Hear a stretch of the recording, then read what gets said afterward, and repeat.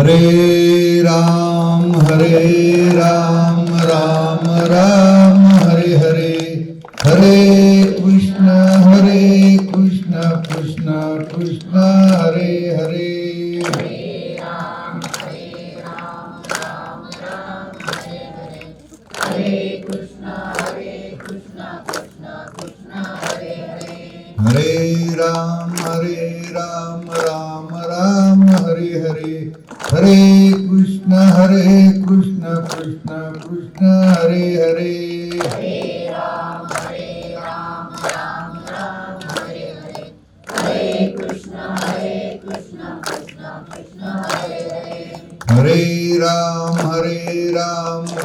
राम हरे हरे, हरे कृष्ण कृष्ण कृष्ण हरे हरे।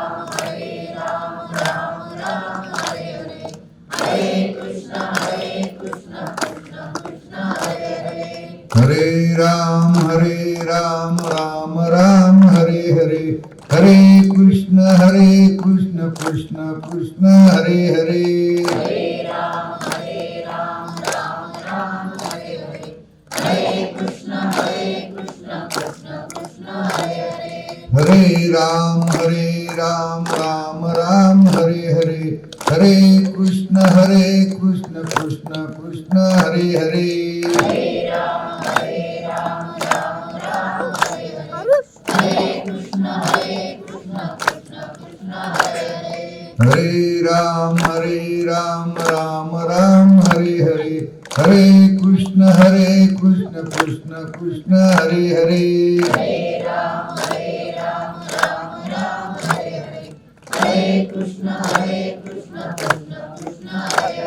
हरे राम राम हरे हरे,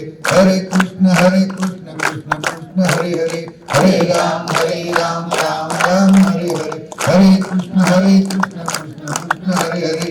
बोला पुंडलिक वरदा हरी विठ्ठल, श्री ज्ञानदेव तुकाराम, पंढरीनाथ भगवान की जय, माऊली ज्ञानेश्वर महाराज की जय, सच्चिदानंद श्रीपाद बाबा की जय, सब संतन की जय, सद्गुरुनाथ महाराज की जय। अवधूत चिंतन श्री गुरुदेव दत्त दत्त दत्त। बोला पुंडलिक वरदा विठ्ठल, श्री ज्ञानदेव तुकाराम, पंढरीनाथ भगवान की जय, माऊली ज्ञानेश्वर महाराज की जय, सच्चिदानंद श्रीपाद बाबा की जय, सब संतन की जय, सद्गुरुनाथ महाराज की जय। अवधूत चिंतन श्री गुरुदेव दत्त दत्त दत्त।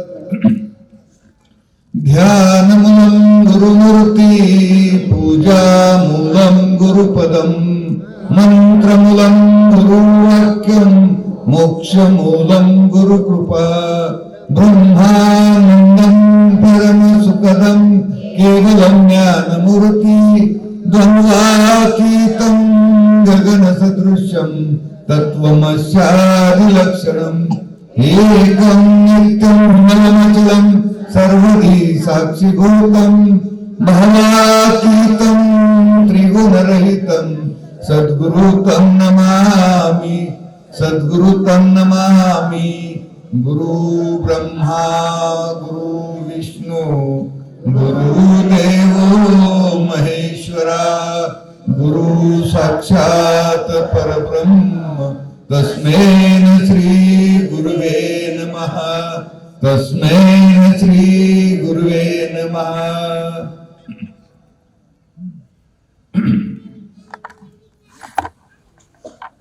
या बोलो संजीवनी, जी रे राम से मिलेनी, परी आयुष्य तेथे जिने, हे पुढे चिकिगा, चंद्र तेथे चंद्रिका, शंभू तेथे अंबिका, संत तेथे विवेका असण्याची की, राव तेथे कटक, सौजन्य तेथे सोयरीक, वन्नी तेथे दहाक सामर्थ्य की, दया तेथे धर्म, धर्म ते सुखगामी, सुखी पुरुषोत्तमी असे जैसा, वसंत तेथे वने, वन तेथे सुमने, सुमनी पालिंगने सारंगाची, गुरु तेथे ज्ञान, ज्ञानी आत्मदर्शन, दर्शनी समाधान, तिजैसे बोला पुंडलिक वरदा हरी विठ्ठल, श्री ज्ञानदेव तुकाराम, पंढरीनाथ भगवान की जय, माऊली ज्ञानेश्वर महाराज की जय, सच्चिदानंद श्रीपाद बाबा की जय, सब संतन की जय, सद्गुरुनाथ महाराज की जय। अवधूत चिंतन श्री गुरुदेव दत्त दत्त दत्त। सत्संगाच्या दृष्टीने तुम्ही आम्ही सर्वजण एकत्र आलो, यावर असलेली ती परमात्मा भगवान परमेश्वराची कृपा आपल्यावर असल्याशिवाय असला सत्संग घडत नसतो। ह्या सत्संग घडण्याला देखील ईश्वराची कृपा असावी लागते। त्या परमेश्वराची कृपा असल्याशिवाय ही सत्संगती घडत नसते। कारण परमार्थ करायचा असला का सत्संगतीशिवाय पर्याय नाही। सत्संग विनय प्रसंग बोलूच नाही असं शास्त्रात सांगितलेलं आहे। आणि म्हणून आजचा दिवाळी भेटीच्या निमित्ताने ज्या ज्या ठिकाणी आपले साधक असतील त्या त्या ठिकाणी सद्गुरू त्यांना भेट द्यायला जातात। एरवी तुम्ही सद्गुरूला भेट द्यायला जातात, परंतु सध्याच्या पिरियडमध्ये सद्गुरू तुम्हाला भेट द्यायला येतात। आणि त्या दृष्टीने हे परम भाग्याचा दिवस आहे। सद्गुरू सदशिष्य एकत्र येऊन त्यांचा संग घडणे, सत्संग घडणे हे आयुष्यातले काही महत्वाचे क्षण असतात आणि त्यापैकी आजचा हा महत्वाचा क्षण आहे। येताना फार आनंद झाला। एवढे मोठे आमचे ताई भाऊ सर्वजण एकत्र आलेले पाहिल्यानंतर अंतःकरणापासून निरपेक्षित प्रेम ज्याला म्हणतात ते हे प्रेम आहे। कुठली अपेक्षा नसते, काही नसते, फक्त आपल्याला सद्गुरू भेटावे, सद्गुरूकडून काहीतरी आपल्या मनपरिवर्तनाचं ज्ञान आपल्यामध्ये व्हावं आणि या संसार प्रपंचाच्या राहड्यामध्ये गुंतागुंती ही धकाधकी सगळे विषय चालू असतात। यामध्ये आपण गुरफटले जाऊ नये आणि संतांच्या विचाराशी समरस राहण्याच्या दृष्टीने अंतःकरणामध्ये असलेलं जे प्रेम आहे ते प्रेम यामधून उचंबळून आलेलं दिसत आहे। आणि त्यामुळं साहजिकच गोष्ट आहे, सद्गुरूला देखील त्यामध्ये तुमच्या आनंदाचा आनंद परमानंद घेण्यामध्ये आनंद असतो। तुम्ही जे आनंद भोगत आहात सगळे एकत्र आल्यानंतर जो आनंद मिळतोय तो आनंद, त्या आनंदाचा आनंद परमानंद हे सद्गुरू भोगत असतात। आणि म्हणून खऱ्या अर्थाने आपण भाग्यवान असल्याशिवाय या असल्या ज्या घटना घडतात येतात, निमित्त कारण असू शकतं। निमित्त कारण दीपावली भेटीचं आहे। दीपावली भेटीसाठी या डिसेंबर महिन्यामध्ये आपण सर्व गावाला जेवढे साधक असतील तेवढ्याला भेटायला आपण जात असतो। या सालाबादाप्रमाणे आज तुमचा औरंगाबादचा आपलं संभाजीनगरचा नंबर लागला आणि या ठिकाणी सत्संगाचं आयोजन नियोजन सर्व कार्यकर्ते मिळून केलेलं आहे। आणि त्यामुळे या परिसरातील आजूबाजूचे सर्व साधक भक्त मंडळी, माता भगिनी व सगळे साधक भाऊ आपण एकत्र आलेलो आहोत। हा खऱ्या अर्थाने अंतःकरणातून प्रफुल्लित होण्याचा दिवस आहे। मग आजच्या या सत्संगासाठी जो विषय निवडलेला आहे तो विषय संत ज्ञानेश्वर माऊलीचा ग्रंथ जो आहे त्या ग्रंथामधील अध्याय 18वा आहे आणि 78वा श्लोक आहे। आणि या श्लोकामध्ये भगवंतानी सिद्धांत मांडलेला आहे आणि तो सिद्धांत आज आपल्याला समजून घ्यायचा आहे। म्हणजे सिद्धांत याचा अर्थ, या सिद्धांत शब्दाचा अर्थच समजून घ्यावा लागेल.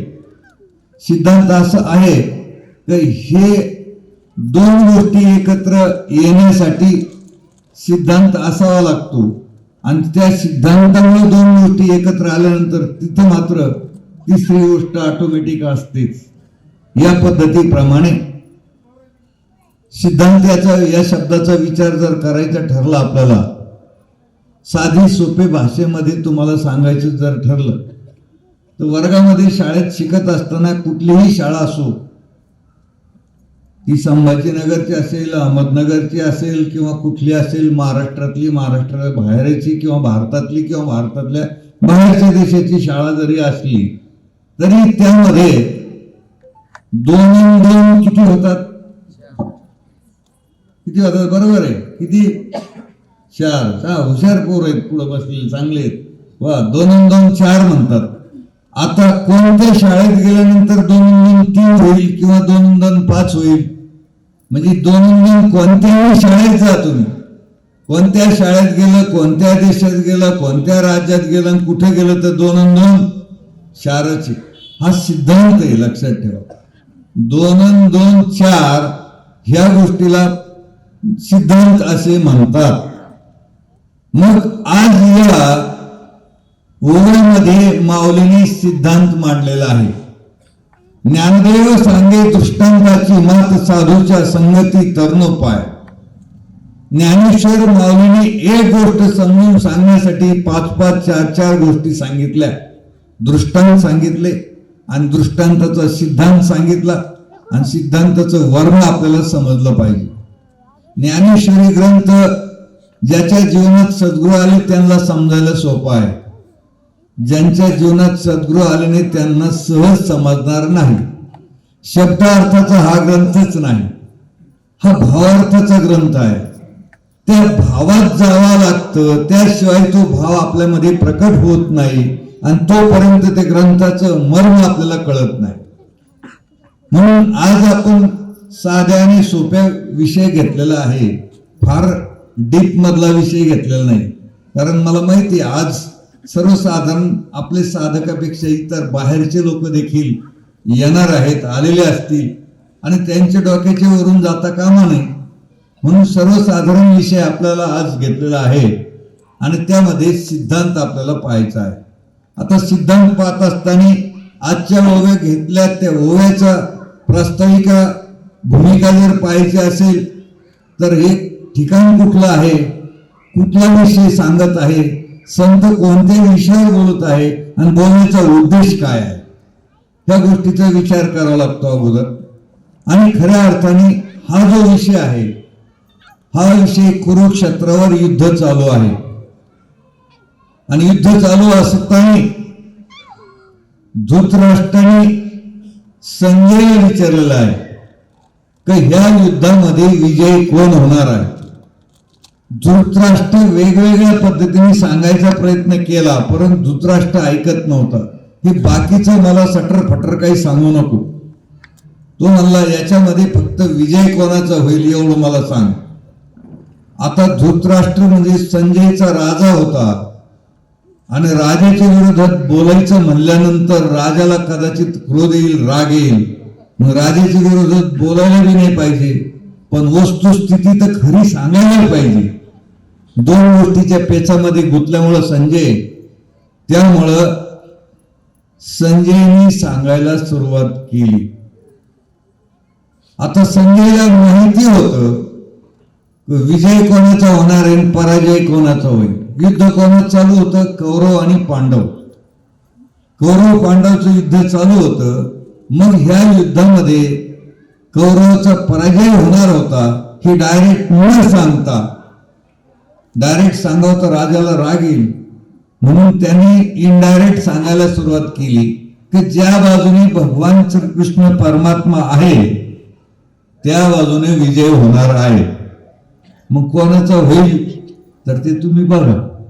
मग ज्या अर्थी भगवान श्रीकृष्ण परमात्मा ज्या बाजूने आहे त्या बाजूने मात्र विजय निश्चित आहे आणि त्या बाजूने विजय होणार आहे. असं म्हणल्यानंतर धृतराष्ट्राच्या लक्षात आलं, पण तरीही धृतराष्ट्र मला तू स्पष्ट का बोलत नाही? म्हणजे मी जे सांगितलं ते सत्य आणि स्पष्ट सांगितलेलं आहे, तुम्ही समजून घेण्याचा विषय आहे. याचा अर्थ हा सिद्धांत इथं सांगितलेला आहे. ज्या बाजूने भगवान परमात्मा असतो त्या बाजूने विजय असतो, लक्षात ठेवा. म्हणून तो भगवान परमात्मा आपल्या बाजूने असावं यासाठी भगवंताच्या दृष्टीने भगवंताला काय अपेक्षा आहेत त्या अपेक्षा पूर्ततेच्या दृष्टीने आपली वृत्ती आपण बदलायला पाहिजे. त्याशिवाय आपल्याला विजय, समाधान, सुख, शांती प्राप्त होणार नाही. विजयामुळे सुख प्राप्त होतं, विजयामुळे समाधान प्राप्त होतं, विजयामुळे सगळं काही होतं, पण तो विजय मिळवण्यासाठी भगवंत आपल्या बाजूने असला पाहिजे. त्यांनी बीज मंत्र नाम हे अंतःकरणापासून जपलं, त्यांची विदेशस्थिती झाली, त्या स्वरूपाचा अनुभव त्यांनी घेतला आणि त्या स्वरूपाचा अनुभव घेतल्यामुळं त्यांचं ते स्वरूप तयार झालं आणि म्हणून त्यांना देवपण प्राप्त झालं. म्हणजे याचा अर्थ आपण देखील ते नाम जर घेतलं, नामाचं नामस्मरण केलं, अंतःकरणापासून जर केलं, आपला देखील आपल्यातच असलेला देव आपल्याला प्रकट होईल. याचा अर्थ आपण ते अज्ञानाने त्याला वेष्टन आणलेलं आहे आणि ते वेष्टन काढायचं काम ते नाम काम करते. हे नाम आपल्या जीवनात जर मिळालं, सद्गुरूकडून मिळालं, त्यांच्या मुखातून जर मिळालं, तर निश्चित आपल्या जीवनात आलेलं वेष्टन निघून जातं आणि वेष्टन गेल्यानंतर आपल्यातच असलेला तो परमात्म्याचा अंश आत्मस्वरूपाने त्याचा आत्मसाक्षात्कार आपल्याला झाल्याशिवाय राहत नाही. परमार्थाचं अंतिम फलप्राप्ती काय आहे? परमार्थ करायचं कशासाठी? परमार्थ लेकरं बाळ मुलं सोळ हे सगळं होण्यासाठी नाही, घरदार इस्टेट बंगले याच्यासाठी नाही. परमार्थाचं अंतिम स्वरूप आहे त्या परमात्म्याच्या स्वरूपात आपल्याला विलीन व्हायचं आहे, त्याच्याशी एकरूप व्हायचं आहे. ही परमार्थाचा अंतिम शेवट आहे. परमार्थामधून साध्य काय आहे? परमार्थाचं साधन काय आहे? साध्य आणि साधन याचा मेळ बसला तर आपण साध्यापर्यंत जाऊ शकतो. म्हणून या परमार्थाचं साधन नाम आहे. नामरूपी साधनाने जर साधना केली तर साध्य हा परमात्मा आहे, तिथपर्यंत आपल्याला पोहोचता येतं. हे नामाचं जे वर्म आहे, जे सूत्र आहे, ते संताकडे सद्गुरूकडे असतात. ऐसे वर्म मज दे नारायणा अंतरीच्या खुना प्रकटोनी. देव सदा जवळी असे या लागी जन कैसे पिसे पाहो जाता देशोदेशे. ज्याला दिसला तो गदगदा असेल, ज्याला नाही दिसला तो रात्रंदिवस रडत बसे. आपले सगळ्यांचे स्वर जे असतात साधक सोडून बाकी रडगाणं चालू असतं आपलं. काय खरं नाही, आमक्यानं फलन केलं, बिस्तारनं केलं, त्याच्यामुळं असं झालं, त्याच्यामुळं असं झालं. कोणी कोणाचं काही करू शकत नाही. आपल्या प्रारब्ध कर्माने आपल्याला आपली विचारसरणी बदलता येणार आणि त्याच्यामुळे आपण एकमेकाच्या नावाने आरडतो. रडगाणं चालू आहे, रडत राहतो, सतत रडत राहतो. आपण कधी खुश होणार, कधी शांत होणार, कधी आनंदी होणार या गोष्टीचा विचार, याचं सूत्र आपण पाहत नाही आणि त्याच्यामुळे आपण दुःख भोगीत बसतो. दुःखाला कारणी शरीर आहे. या शरीरामुळे आपल्याला दुःख भोगावं लागतं. शरीर जर नसेल तर दुःख भोगायचं काहीच कारण नाही. पण शरीर देण्याचा उद्देशच असा आहे की पूर्वी जे तुम्ही कर्म केले ते कर्माचे भोग भोगण्यासाठी, मग सुखाचे असो अगर दुःखाचे असो, ते दोन्ही भोग भोगायला या शरीराला भेटतात, सुखाचे आणि दुःखाचे. म्हणून सुख आणि दुःख ह्या दोन्ही गोष्टीला कारणीभूत हे शरीर आहे. शरीराला कोण कारणीभूत आहे? तर आपल्याला पूर्वजन्माची आपल्यामध्ये असलेली वासना, वासनेच्या संगे जन्म घेणे लागे तेच अंगे झाले हरिरूप. वासनेमुळे आपल्याला जन्म भेटतो. जी वासना असेल त्या पद्धतीने आपल्याला पुढचा जन्म भेटत असतो. 1 नंबरची वासना कारणीभूत आहे. 2 नंबर, केले कर्म ते भोगा आले उपजले मेले ऐसे किती. कर्माचे जे भोग आहेत ते भोगण्यासाठी आपल्याला 2 नंबरचा जन्म आहे. अजून 3 नंबर काय?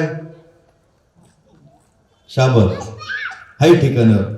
म्हणजे ठिकाणावर कोणी आहे का नाही अजून मधून चेक करावं लागतं.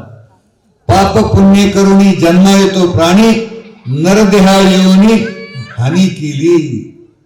मनुष्याला पाप आणि पुण्य हे झालेलं असतं, हे फेडायचं असतं, आणि हे फेडण्यासाठी मनुष्य जन्म आहे. मनुष्य जन्माची ही क्रिया सांगितली कशासाठी आहे, आणि सगळ्यात महत्वाची गोष्ट मनुष्य जन्म कशासाठी आहे, कशासाठी दिलाय भगवंताने, कशासाठी दिलाय याचाच विचार आपल्याकडे नाही. ही तर परंपरा आपल्या मागे लटकलेलीच आहे. आपल्याला जन्म दिलाय, वासनेमुळे मिळालाय, कर्मामुळे मिळालाय, पाप पुण्यामुळे मिळालंय, हे तर आहेच, हे चालणार आहे. पण मेन जन्म देण्याचं कारण ज्यावेळेस पाप आणि पुण्याची समान लेवल येते, इक्वल व्हॅलेंट, ज्या वेळेस पापही तेवढंच होतं आणि पुण्यही तेवढंच होतं, समानत्व आल्यानंतर मनुष्य जन्म आपल्याला भेटतो. मग मनुष्य जन्म भेटण्याचं कारण मागच्या जन्माचं पाप संपवायचं, मागच्या जन्माचं पुण्य संपवायचं, आणि पाप आणि पुण्य संपवायचं, कर्म नष्ट करून टाकायचे, आणि भगवंताच्या स्वरूपात जाण्यासाठी खऱ्या अर्थाने हाच एक जन्म मनुष्य जन्म आहे की याच्यातूनच आपल्याला फक्त भगवंताकडे जाता येतं. इतर योनीमधून जाता येत नाही. हा अधिकार कोणालाही दिलेला नाही. पशु पक्षाला नाही, वनस्पतीला नाही, कोणालाच नाही. हा अधिकार फक्त मानवालाच दिलेला आहे, आणि मानवाच्या जन्मातूनच आपल्याला फक्त भगवंतापर्यंत जाता येत. मग आपल्याला हे मिळालं, परंतु त्याचा विनियोग कळायला पाहिजे. मानवापर्यंत आपल्याला देवापर्यंत जाता येतं, देवाच्या स्वरूपात विलीन होता येतं. मानव जन्मात तेवढा अधिकार दिलेला आहे. मग तो अधिकार दिलेला असला तर आपल्याला का बरं जाण्याची इच्छा होऊ नये? त्याचं कारण आहे, या संसार प्रपंचित राहण्यात एवढं आपण गुंतून गेलेलो आहोत की आपल्याला नेमकी काय करायचंय ह्या जन्मात याचं ध्यानच राहिलेलं नाही. कशामुळे नाही राहिलं ध्यान? कारण हा जीव हा शिव होता, परंतु याला जीवदशा आणली, केवळ मायेने आणली याला, आणि मायेने याला पंगिस्त केला, आणि मायेने याला नादी लावला, देहाच्या आणि देहाच्या इंद्रियाच्या नादी लावला. आणि इंद्रियाच्या नादी लावल्यामुळं खऱ्या अर्थाने जीव त्याला देहालाच देव समजायला लागला. खाणं पिणं राहणं, शरीराला त्रास न देणं, शरीराची चोचले पुरवणं, शरीराला एसी लावणं, शरीराचं सगळं काय लागन तेवढं सुख समाधान, सगळी शांती समाधान, हे शरीराची चोचले पुरवण्यामध्ये मनुष्य सुखी समजायला लागला. सुखाची व्याख्या वेगळी केली, भौतिक सुखाची व्याख्या केली, परंतु आध्यात्मिक सुखाचा विचार माणसाने केला नाही. मग आध्यात्मिक सुख जे आहे ते परमात्मा परमात्म्याचा अंश आत्मा त्याच्या मिलन झाल्याशिवाय ते सुख आपल्याला भेटत नाही. म्हणून ते मिलन आपल्याकडून या मनुष्य जन्मातच होतं, इतर जन्मात होत नाही. कारण या मनुष्य जन्माला तेवढा भगवंताने आशीर्वाद दिला तर तुला आता माझ्यापर्यंत येण्याचा अधिकार प्राप्त केलेला आहे. मनुष्य जन्म मिळाला म्हणजे आपल्याला मनुष्य जन्म मिळाला याचा अर्थ तुम्हाला प्रत्येकाला अधिकार दिला आहे की प्रत्येक जण भगवंताच्या स्वरूपात विलीन होऊ शकतो. देव पाहावयाशी गेलो आणि देवाची होणी ठेलो, परंतु देव पाहण्याची आंतरिक तळमळ आपल्या आतमध्ये निर्माण झाली पाहिजे. आणि ती का होत नाही याचा जर विचार केला तर आपल्या आतमध्ये असलेले क्लेश, आपल्या आतमध्ये असलेला संशय, आपल्या आतमध्ये असलेला भ्रम, आपल्या आतमध्ये असलेलं भासमान, या सर्व गोष्टीमुळे आपण त्याला विसरून गेलो आहे. भ्रम, भासमान, संशय, संकल्प, विकल्प, विनाशाची वाघोर प्राणी अशी माणसाचा जर नाश झाला असेल तर संशयामुळं. संशय रहित बुद्धी होणे, सगळ्यात घात जर करायचा असेल तर संशयावनी थोर, पाप नाही घोर, ही विनाशाची वाघोर प्राणी अशी. माणसाचं जर वाटोळं व्हायचं ठरलं तर समजायचं संशय वातावरण तयार झालं, त्या घरात आनंद कधी प्राप्त होणार नाही. लिहून ठेवा तुम्ही हे वाक्य. ज्या घरात सुख समाधान शांती पाहायची असेल तर वातावरण संशय रहित असलं पाहिजे. संशय आला का ताबडतोब तिथं काढून टाकता आला पाहिजे. तुम्हाला घाण काढायची जमली पाहिजे. घाण जर काढता आली नाही तर संशयाचे प्रकल्प वाढून जातात. मग मोठा साठा होतो आणि एक दिवस ते धरण फुटल्याशिवाय राहत नाही. म्हणून वातावरण आपलं संशयाचं नसलं पाहिजे. सगळ्यात नाश होत असेल तर संशयामुळं. संशयावनी थोर पाप नाही घोर ही विनाशाची वाघोर प्राणी अशी. म्हणून हा विषय तुम्हाला मी प्रास्ताविक मध्ये सांगितला. मूळ मुद्द्याकडे आपल्याला जायचं आहे. आपल्याला माऊलीने आजच्या या ओळीमध्ये सिद्धांत सांगितलेला आहे. सिद्धांताकडे आपल्याला जायचं आहे. सिद्धांत काय आहे, सिद्धांत आपल्याला तपासायचा. म्हणून माऊली येथे म्हणतात, काय म्हणतात, परी आयुष्य जिने हे पुढे की गा. अरे माऊलीची ही शब्द भाषा समजायला सोपी आहे, पण कोणाला सोपी आहे? सर्वसाधारण जीवाचा विषय नाही. ही भाषा समजण्यासाठी आपल्या जीवनामध्ये सद्गुरू जर आले तर सहज समजायला सुरुवात होते. सहज, अवघड नाही, सोपं आहे. परंतु हे कळण्यासाठी आपल्या जीवनात सद्गुरू आले पाहिजे. म्हणजे त्याला मेन मुद्दा समजला पाहिजे. म्हणून त्याविषयी संत बोलत असतात. म्हणून इथं सांगितलं काय, परी आयुष्य जिने हे पुढे की गा. काय सांगितलं एवढ्या शब्दामध्ये? मनुष्य आजारी असो, काही संकटात पडो, ऍक्सिडेंट हो किंवा काही असो, त्याचं जर आयुष्य शिल्लक असलं तर तो मरणार नाही. एवढं सांगितलंय स्पष्ट. त्याचं आयुष्य शिल्लक असलं पाहिजे. आयुष्य शिल्लक असेल तर किती अपघात झाला, काही जरी झाला तरी तो मरू शकत नाही. तुम्ही पाहिलं साधं उदाहरण आत्ताच घडलंय माझे 2 महिन्यापूर्वी. असा ऍक्सिडेंट झाला, असं भयानक झालं. त्यानंतर पहिलीच वेळ आहे मला वाटतं तुमच्याकडे येण्याची आज. एवढा मोठा अपघात झाला का कोणीच म्हणत नव्हतं मी जगणार आहे म्हणून. असा अपघात झाला. आणि तो अपघात मी काय गाडी चालवत नव्हतो, कुठं गाडीवर नव्हतो किंवा रस्त्यावर नव्हतो, काही नव्हतं. एक साईडला भगवंतच काम करत होतो. महादेवाची पिंड तयार करण्यासाठी त्या कारागिरापाशी बसलेलो होतो. मांडी घालून बसून फक्त माझ्या डोक्यातला विचारसरणी की ही मॉडर्न पिंड नसली पाहिजे. ही पिंड ओरिजिनल जी पूर्वीची जुनी आहे त्या पद्धतीची पिंड असली पाहिजे. म्हणून त्या कारागिराला मी समजून सांगत होतो की मला जी पिंड पाहिजे आतून ट्रिपल लाईन आणि बाहेरून ट्रिपल लाईन आणि मध्ये सेंटर त्याचं आलेलं असेल तर ती महादेवाची पिंड ती मी घेईल. अन्यथा तुम्ही काही कला केली, वरून काही दाखवलं आणि दिसायला सुंदर जरी असेल तर ती माझ्या मनात नसणार आहे. म्हणून त्यांनी सांगितलं तुमच्या मनात काय आहे ते तुम्ही प्रत्यक्ष आम्हाला काढून द्या. माझ्या हातात स्केच पेन दिला आणि मी ती मार्किंग करत असताना तेवढ्यानंतर मी असं बसलेलो होतो. एक हात असा होता आणि एका हाताने ते करत होतो.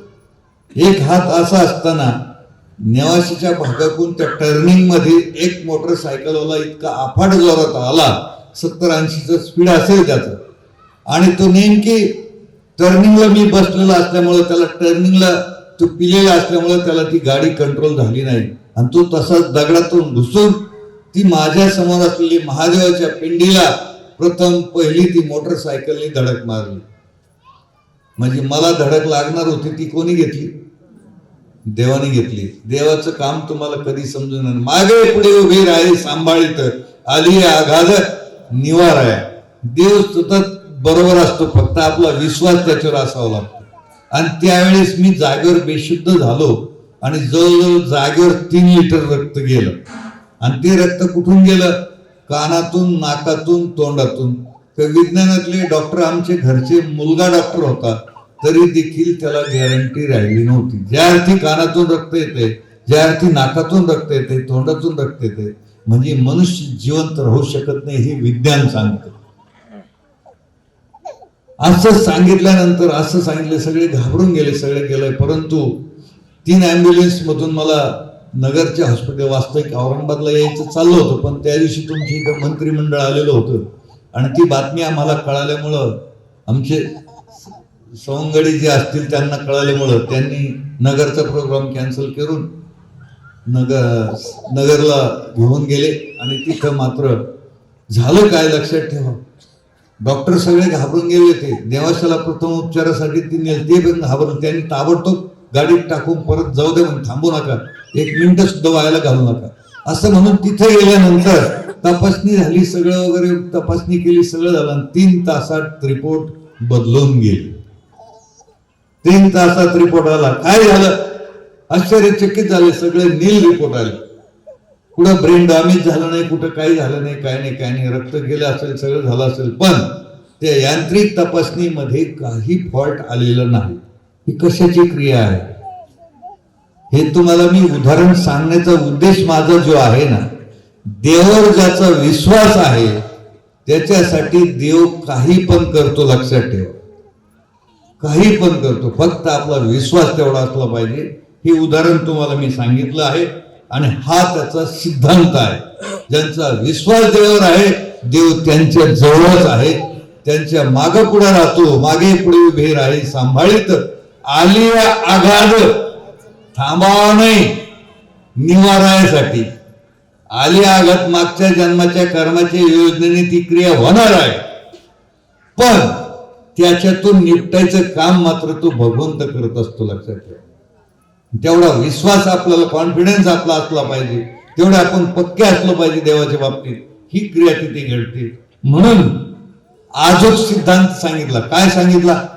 एक सिद्धांत सांगायसाठी ज्ञानोबा रायांनी अनेक सिद्धांत सांगितले. चंद्र तेथे चंद्रिका, हे आहे तर ती आहे, हे आहे तर ती आहे, 100% तो सिद्धांत झाला. जिथं चंद्र आहे तिथं चंद्रिका असणारच आहे. शंभो तेथे अंबिका, भगवान शंकर जिथं आहे तिथं पार्वती माता असणारच आहे. जिथं विष्णू आहे तिथं लक्ष्मी असणारच आहे. आपण सगळेजण कोणाच्या मागे लागतो? लक्ष्मीच्या मागे लागतो आपण, है की नाही? सगळेजण कोणाच्या मागे लागतो? लक्ष्मीच्या. अरे लक्ष्मीच्या माग लागायच्या ऐवजी विष्णू भगवंताच्या माग लागा. अरे विष्णू भगवंत आला तर लक्ष्मीला यावंच लागतं, यावंच लागतं. पाय लक्ष्मीच्या हाती, लक्षात ठेवा. कारण ती दास्यत्व कोणाचं करते? तिचे दास्यत्व सगळे आहेत, पण ती दास्यत्व कोणाचं करते? भगवान विष्णूच. म्हणून भगवान विष्णू परमात्मा तो आपल्या अंतःकरणात बसू द्या, लक्ष्मी येणारच आहे.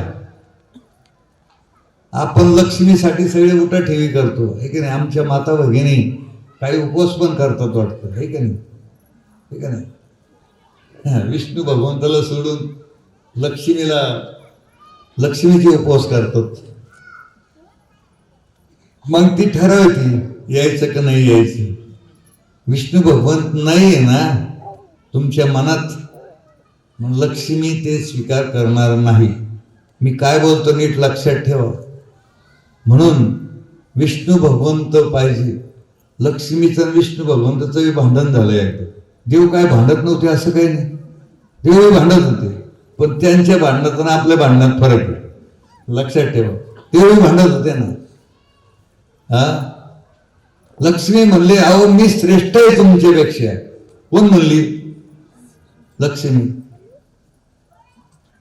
भगवान म्हणले असं तुला वाटतंय, आहे का नाही? तुम्ही दृष्टांत ऐकलेला बी असं कदाचित. ते तुम्हाला प्रत्यक्ष पाहायचं का लोक कोणाच्या बाजूने? लक्ष्मी म्हणली माझ्याच बाजूने.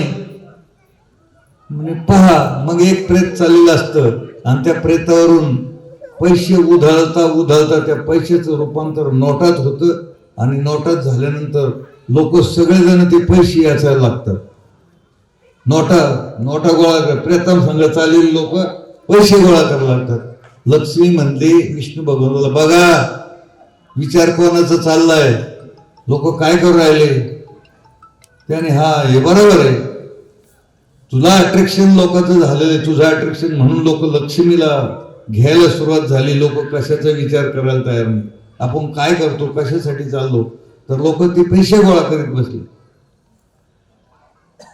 भगवंत म्हणले अरे येडे, तुला वाटतं हे पैसे गोळा करतील, पण सगळे पैसे गोळा करतील म्हणजे ज्याचं प्रेत आहे तो मात्र खाली उतरला का?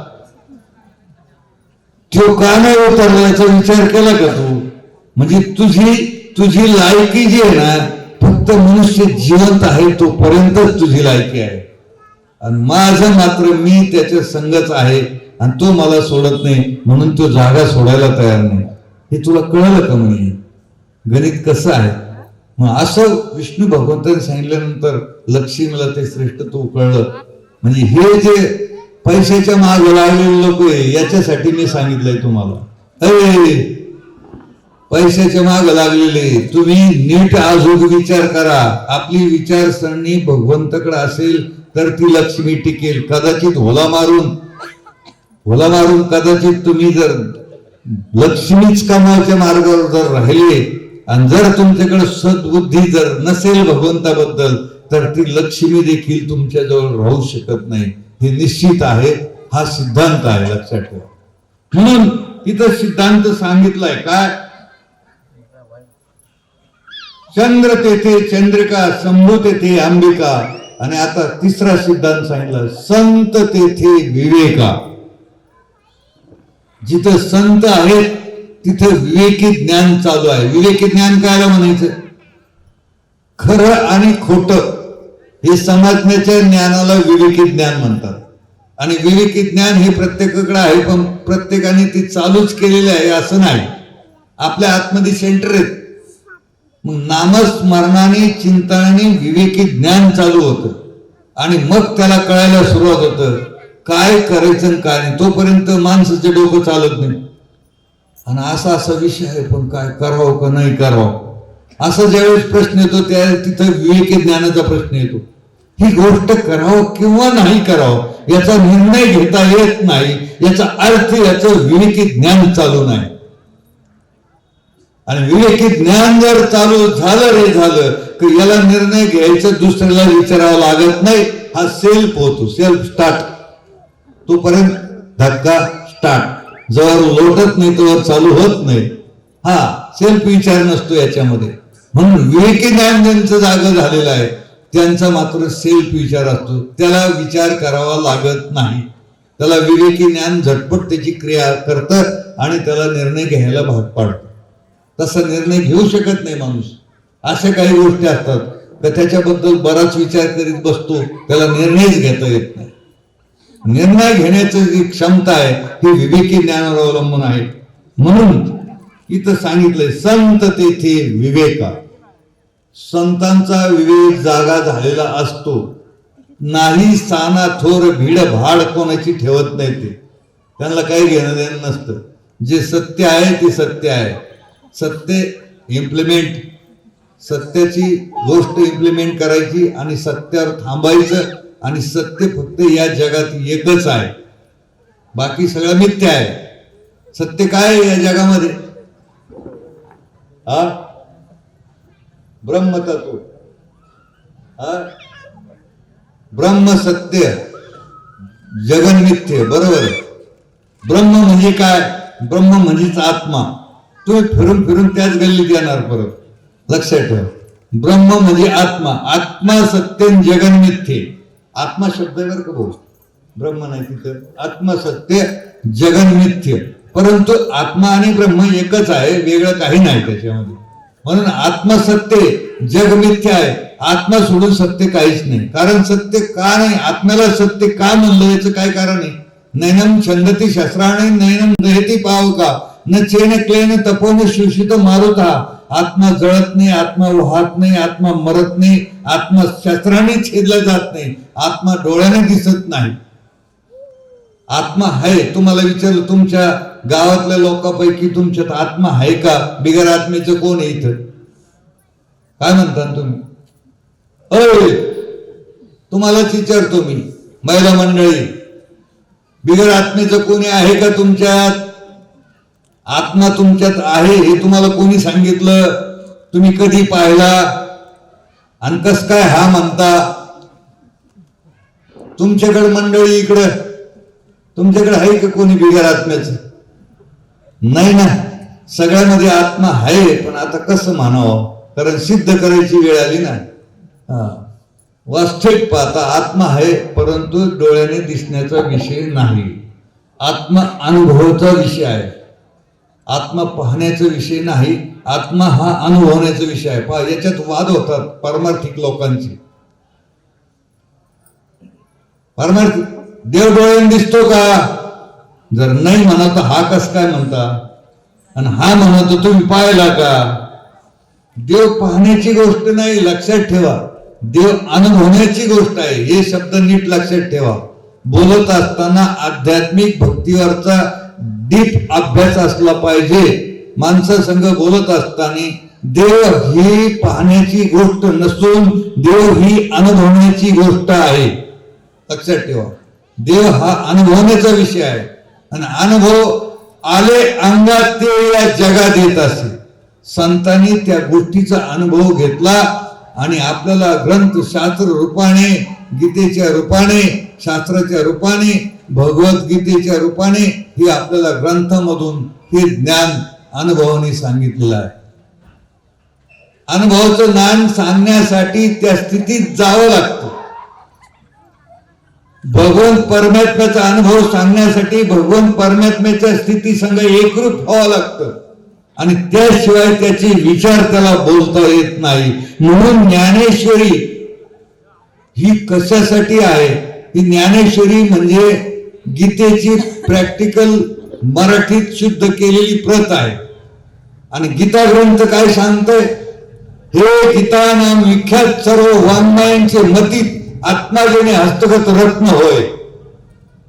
ओ गीता हा ग्रंथ असा आहे की त्याच्यातला प्रत्येक शब्द मंत्र असा आहे की त्या मंत्राचा अभ्यास जर केला तर त्याच्यातून आपल्याला आत्मा हस्तगत करता येतो.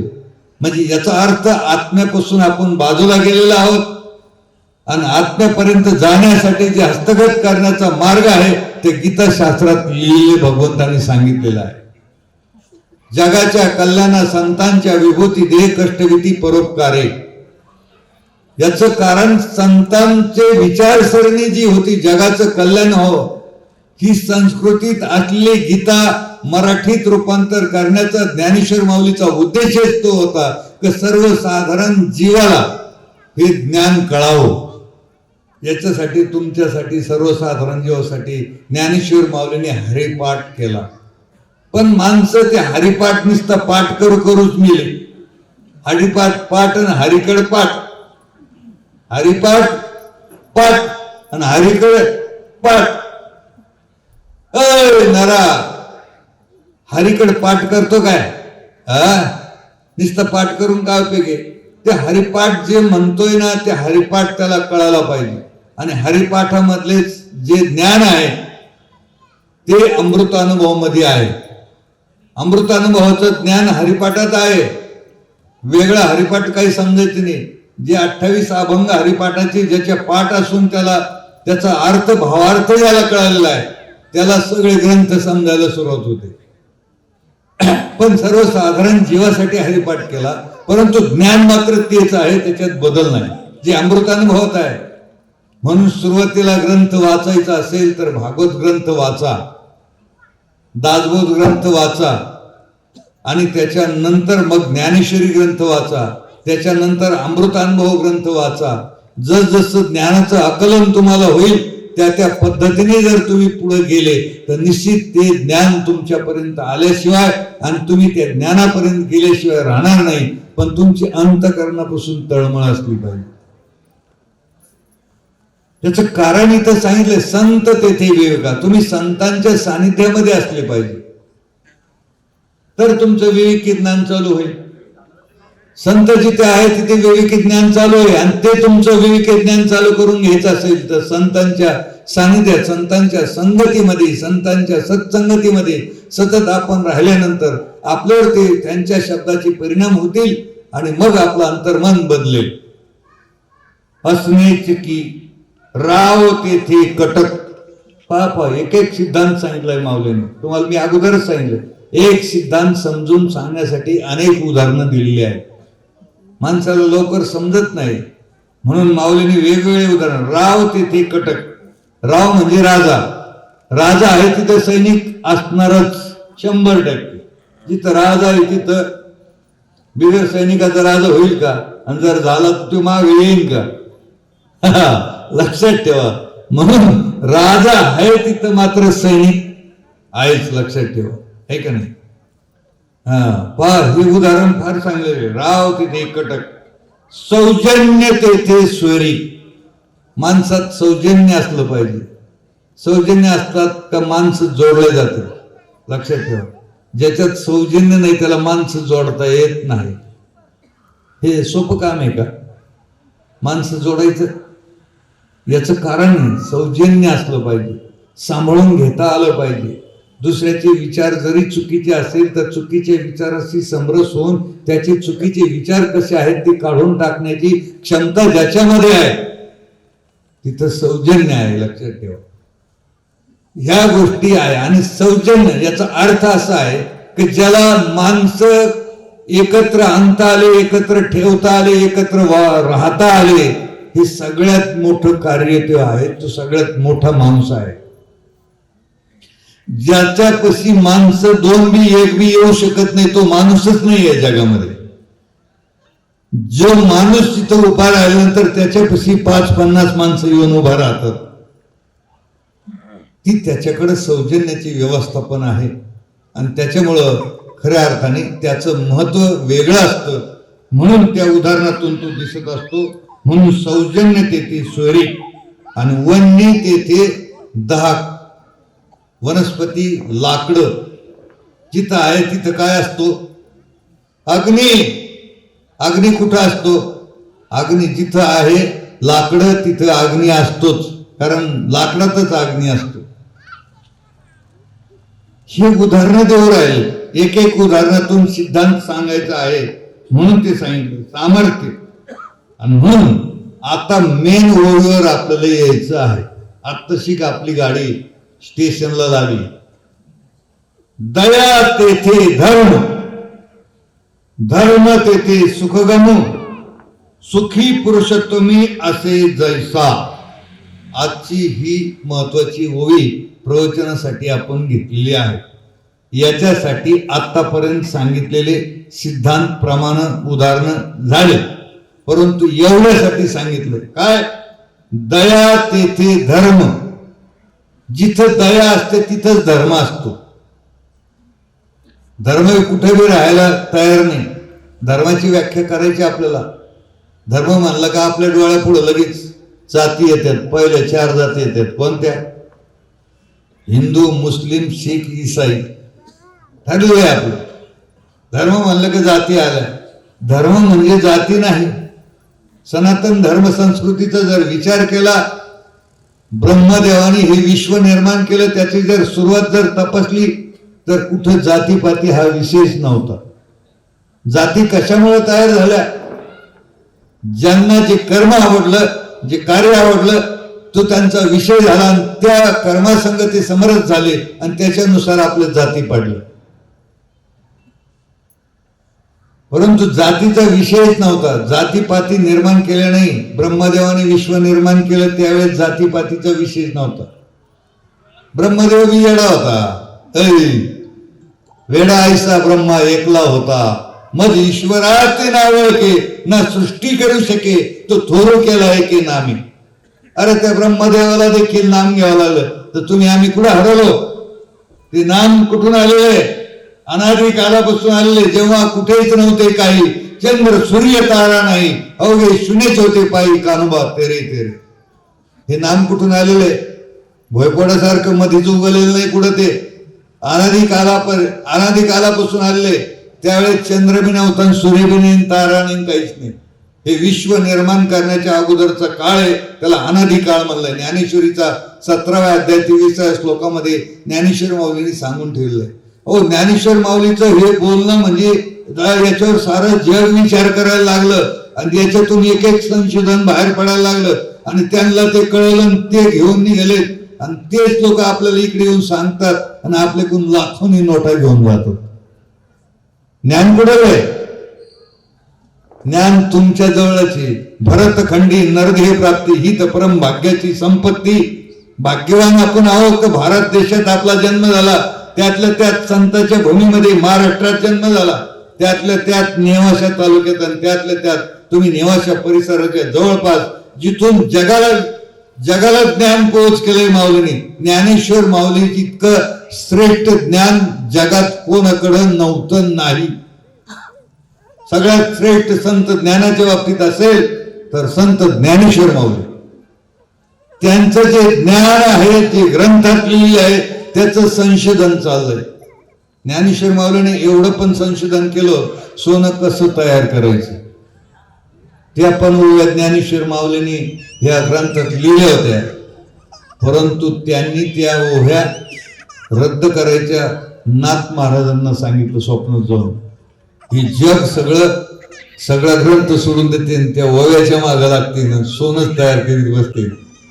याचा विचार केला, नंतर बदल केला. ग्रंथ शुद्ध केला, शुद्धच होता, परंतु शुद्ध अबद्ध तो शुद्ध केला, असं ओवीत ते सांगितलेलं आहे. म्हणून खऱ्या अर्थाने म्हणून ही ओवी त्याच्यातून काढून टाकायची सांगितली. नाही तर लोकांनी आता सगळे सोनं तयार करीत बसले असते त्या ओवीचा फायदा घेऊन. कारण माणसं कुठं व्हायला लागलेली आहेत हे संतांना अगोदर समजलं. कुठं वाहून जाणार आहेत हे अगोदर समजलं होतं, लक्षात ठेवा. म्हणून ते सांगितले काय, दया तेथे धर्म, धर्म तेथे सुखगामो. तुम्हाला सुख प्राप्त पाहिजे ना तर तुमच्याकडून धर्म घडला पाहिजे. धर्म घडायचा ना तुमच्या अंतकरणामध्ये दया असली पाहिजे. दया असली का तुमच्याकडून धर्म होईल, आहे का नाही. दया कशाला म्हणायचं माहिती का, नीट शब्द एक एक शब्दाचं विश्लेषण लक्षात ठेवा. दया म्हणजे आपल्या अंतकरणात ज्यावेळेस दुसऱ्याला दुःख होतं आणि तो संकटात सापडतो, तो मित्र असेल, नातेवाईक असेल, जवळचा असेल, परका असेल किंवा शत्रू असेल, तो संकटात सापडल्यानंतर त्याला वाचवण्यासाठी तुमच्या अंतकरणात ज्यावेळेस तळमळ होते त्याला दया म्हणलेलं आहे. समजलं. दया कशाला म्हणायचं, दुसऱ्याला वाचवण्यासाठी ज्याच्या अंतकरणामध्ये तळमळ होते त्या अंतकरणाला दया हा शब्द लागू होतो. तर ती दया आपल्यामध्ये असली पाहिजे. ज्यावेळेस दया आपल्यात असते त्यावेळेस ती प्रक्रिया करतो, त्याला धर्म म्हणतात. धर्माची व्याख्या संत साने गुरुजींनी केलेली आहे. संत कवी होते साने गुरुजी. खरा तो एकची धर्म, जगाला प्रेम अर्पावे, जगी जे दीन अतिपतित तया जावोनी उठवावे. खरा धर्म आहे कोणता, अरे येडे बागडे बिचारे जे कामातून पापानी बरबटलेले आहेत, त्यांना देवाबद्दल ज्ञान नाही, देवाबद्दल काही नाही, अशांना जागे करा, उठा, सावध करा आणि त्यांना देवाचा मार्गाला लावून त्यांना सावध करा. हाच खरा धर्म आहे. धर्म म्हणजे काय, आता तसं जर धर्माचा विचार केला, व्याख्या केली तर खूप धर्माचे प्रकार आहेत, है का नाही. नवऱ्याचा धर्म काय आणि बायकोचा धर्म काय, नवऱ्याचा धर्म वेगळा आहे, बायकोचा धर्म वेगळा आहे. परंतु धर्माचा धर्म जर विचार केला तर दोघांचं एकच आहे. नवऱ्यामध्ये आत्मा आहे, बायकोमध्ये आत्मा आहे, हे का नाही. नवऱ्यामध्ये आत्मा आहे, बायकोमध्ये आत्मी आहे का. अरे देवाला स्त्रीलिंग पुरलिंग भेद नाही. स्त्रीलिंग पुरलिंग भेद हा फक्त मनुष्याच्या बॉडीने तयार केलेला आहे. नाहीतर आतमध्ये जे चैतन्य शक्ती तत्व आहे ते मात्र सारखंच आहे. स्त्री असो पुरुष असो कोणत्याही जातीचा कोणी असू द्या त्याच्यामध्ये आत्मा आहे. म्हातारा असू द्या, नवतारणा असू द्या, कोणी असू द्या, कसं असू द्या, त्याच्या मात्र प्रत्येकामध्ये तो आत्मतत्व आहे. आत्मतत्वाशिवाय मनुष्य सफल नाहीच तो. ज्याच्यामध्ये आत्मा नाही त्याला काय प्रेत म्हणतात, त्याला काय म्हणतात, प्रेत. मग आत्मा हा वनस्पतीमध्ये आहे, पशु पक्षामध्ये आहे. सर्व घटी राम देहा देही एक सूर्य प्रकाशक सहस्र रश्मी, सगळ्याच्या मध्ये तो आत्मा स्वरूप आहे. म्हणून इथं सांगितलं काय, दया तेथे धर्म, धर्म सुखगामू सुखी पुरुषोत्तमी असे जैसा. आपला मेन विषय चालला. आपल्या स्वरूपाला देवापाशी घेऊन जायचं, आणि देवापाशी जायचं असेल तर त्याच्यासाठी अंतकरण दयाळू असलं पाहिजे, दया असली पाहिजे. दया असली का त्याच्या हातून धर्म घडतो, आणि धर्म घडले का सुख शांती समाधान लाभतं. आणि ज्या घरात दया आहे, ज्या घरात धर्म आहे, त्या घरामध्ये पुरुषोत्तम परमात्मा भगवंत तिथे असतोच. वैकुंठ सोडवली संत सदनी राहिला. देव कुठे राहतो? अरे ज्या घरामध्ये भगवंताचं नामस्मरण आहे, ज्या घरामध्ये संत महात्मे आहेत, ज्या घरामध्ये भगवंताविषयीचा आदरभाव तयार आहे, त्या घरी दया असते, त्या घरी धर्म असतो, त्या घरी सुख असते, शांती असते. आणि सुख शांती ज्या घरात असते, देव तिथं नांदत असतो. अरे सुख हे स्वरूपच देवाचं आहे. देव कुठं वेगळा आहे? सुखी पुरुषोत्तम असे जैसा. सुख हा शब्द फक्त देवालाच लागू पडतो. सुख हे स्वरूप देवाचंच आहे, लक्षात ठेवा. देव कुठं आकारात नाही. कुठे शोधिशी रामेश्वरन, कुठे शोधिशी काशी, हृदयातील भगवंत राहिला उपवासी. देव कुठे आहे? देव तुमच्या जवळ आहे, अंतकरणात आहे. पण वेष्टन घातलं, वेष्टन घालून त्याला तुम्ही जाम केलं, त्याच्यापासून वंचित झाले आणि जीवाला घेऊन दुसरीकडे गेले, म्हणून जीवदशा तयार झाली. जीव हा शिव होता, पण शिवाचं रूपांतर तुम्ही जीवात केलं, आणि जीव लागला परत उजूक देहाच्या इंद्रियाच्या सुखसोयीच्या नादी लागला, आणि म्हणून त्या देवापासून वंचित झाला. म्हणून देवाकडे जायचं आपल्याला. म्हणून सुखी पुरुषोत्तम ऐसे जैसा. म्हणून मनुष्य खऱ्या अर्थाने सुखी असेल, समाधानी असेल तर त्याच्यापाशी निश्चित देव राहतो. मग सुख समाधान कधी राहील? तर तुमच्यामध्ये धर्म असला पाहिजे. धर्म कधी राहील? धर्माचं मूळ बीज आहे दया. दयाळू आपलं अंतकरण असलं पाहिजे. कोणाबद्दल बी दया आली पाहिजे आपल्याला. दयाळू ज्याचं अंतकरण आहे त्याच्याकडे धर्म ऑटोमॅटिक घडत असतो त्याच्याकडे, आहे का नाही? म्हणून परमार्थात आल्यानंतर आपल्याकडून धर्माचं कार्य घडलं पाहिजे, आणि त्याच्यासाठी अंतकरण दयाळू असलं पाहिजे. आणि दया, आता प्रश्न असा येतो, दयेपाशी जर धर्म राहतो, ही दया कोणापाशी राहते? आपले काय डोके सुपर चालतेत ना. एक प्रश्न सोडायला गेला का दुसरा प्रश्न तयार होतो. मग दया कोणापाशी राहते? तुम्हाला काय वाटतं, कोणापाशी राहते? हो,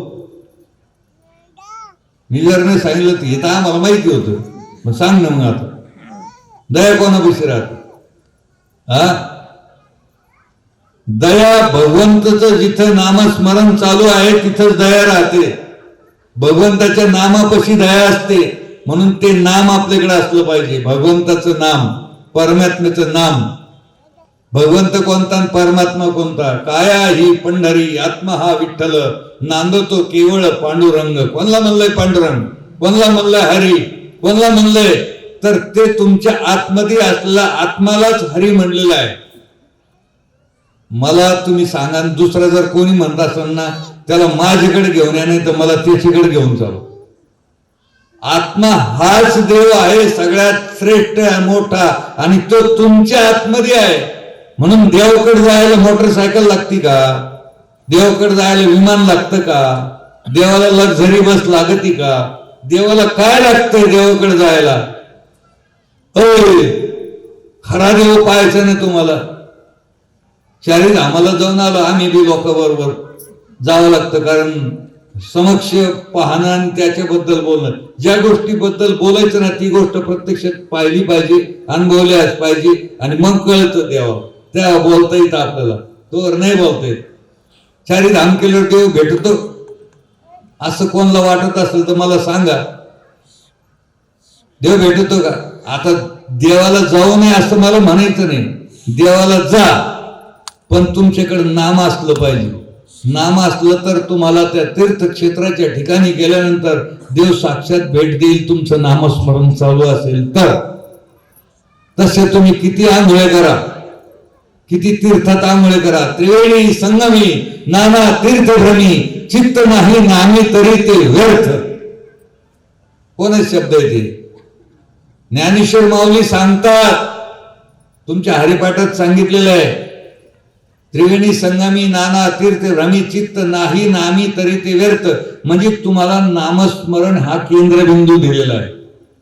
नामस्मरण जर त्या ठिकाणी जर तुमचं चित्त असेल, तुम्हाला माहिती आहे की चित्त शब्द का वापरला? कारण अध्यात्म भक्ती ही मन बुद्धी आणि चित्त या तिघांवर अवलंबून आहे. तुमच्या देहावर शरीरावर काही अवलंबून नाही. तुमचं मन काय म्हणतंय, तुमचं चित्त काय करतंय आणि बुद्धी काय काम करते. लक्षात ठेवा, मन अशी गोष्ट आहे, कधी कधी मनात आलं तर मन निर्णय घेता येत नाही मनाला. मन अशी गोष्ट आहे, हा बी नाही बी. मन अशी गोष्ट आहे, निर्णय घेण्याचं काम कोण करतं? निर्णय घेण्याचं काम आपल्यात असलेली बुद्धी डिसिजन घेते. मनात समजा तुम्हाला उद्या एखादं काम करायचं आहे, त्यासाठी सकाळी लवकर उठून जायचं आहे, तर त्यावेळेस मनात येतं हे काम आपल्याला करायचं, हे काम आपल्याला करायचं, हे काम आपल्याला करायचं. पण त्यासाठी लवकर उठवण्याचं काम कोण करतं? मन नाही करत. ते काम करायचं का नाही करायचं मनातला निर्णय पूर्ण होऊस तर त्याचा डिसिजन बुद्धी घेते. बुद्धीने निर्णय घेतला का एकदा रात्री पक्का निर्णय घेतला काम करायचे ते कामासाठी, मग बुद्धी निर्णय घेते. आणि बुद्धीचा निर्णय झाल्यानंतर चित्त रात्रभर चिंतन करतं. उद्या सकाळी लवकर उठायचं, पाणी तापलं पाहिजे, आंघोळ झाली पाहिजे, ती बस पकडायची, ती टायमिंगला गेलंच पाहिजे. हे सगळं कोण काम करतं? चित्त. मन बुद्धी चित्त या तिघाची सांगड ज्या वेळेस बसते त्यावेळेस तुम्हाला तिथं योग्य ठिकाणी योग्य वेळेवर योग्य ठिकाणी जाता येतं.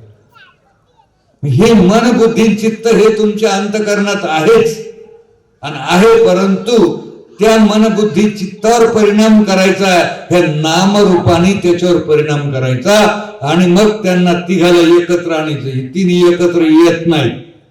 हे तीन टोकाचे तीन प्राणी आहेत. मन एकीकडे उडीते, बुद्धी एकीकडे उडीते, चित्त तिसरीकडेच राहते. आता तुम्ही इथं बसलेले बरोबर आहे, घरी किती जण आहेत? हैशा आलं का आता तुमच्या बशी? काही इथं असून घरी आता काय केलं, कडी लावली का नाही, दरवाजा लावला का नाही, लोटलं कोणी घुसत काय मागून इकडून काय होतं काय. जर असं चित्त तुमचं तिकडं असेल, मन आणि बुद्धीने इथं आले पण चित्त तुमचं जर तिकडं असेल तर तुम्ही मला दिसायला इथं दिसता, पण राहायला कुठं राहतात? कोणामुळे झालंय? चित्तामुळं. म्हणजे किती महत्वाचं चित्त काम करतं लक्षात ठेवा.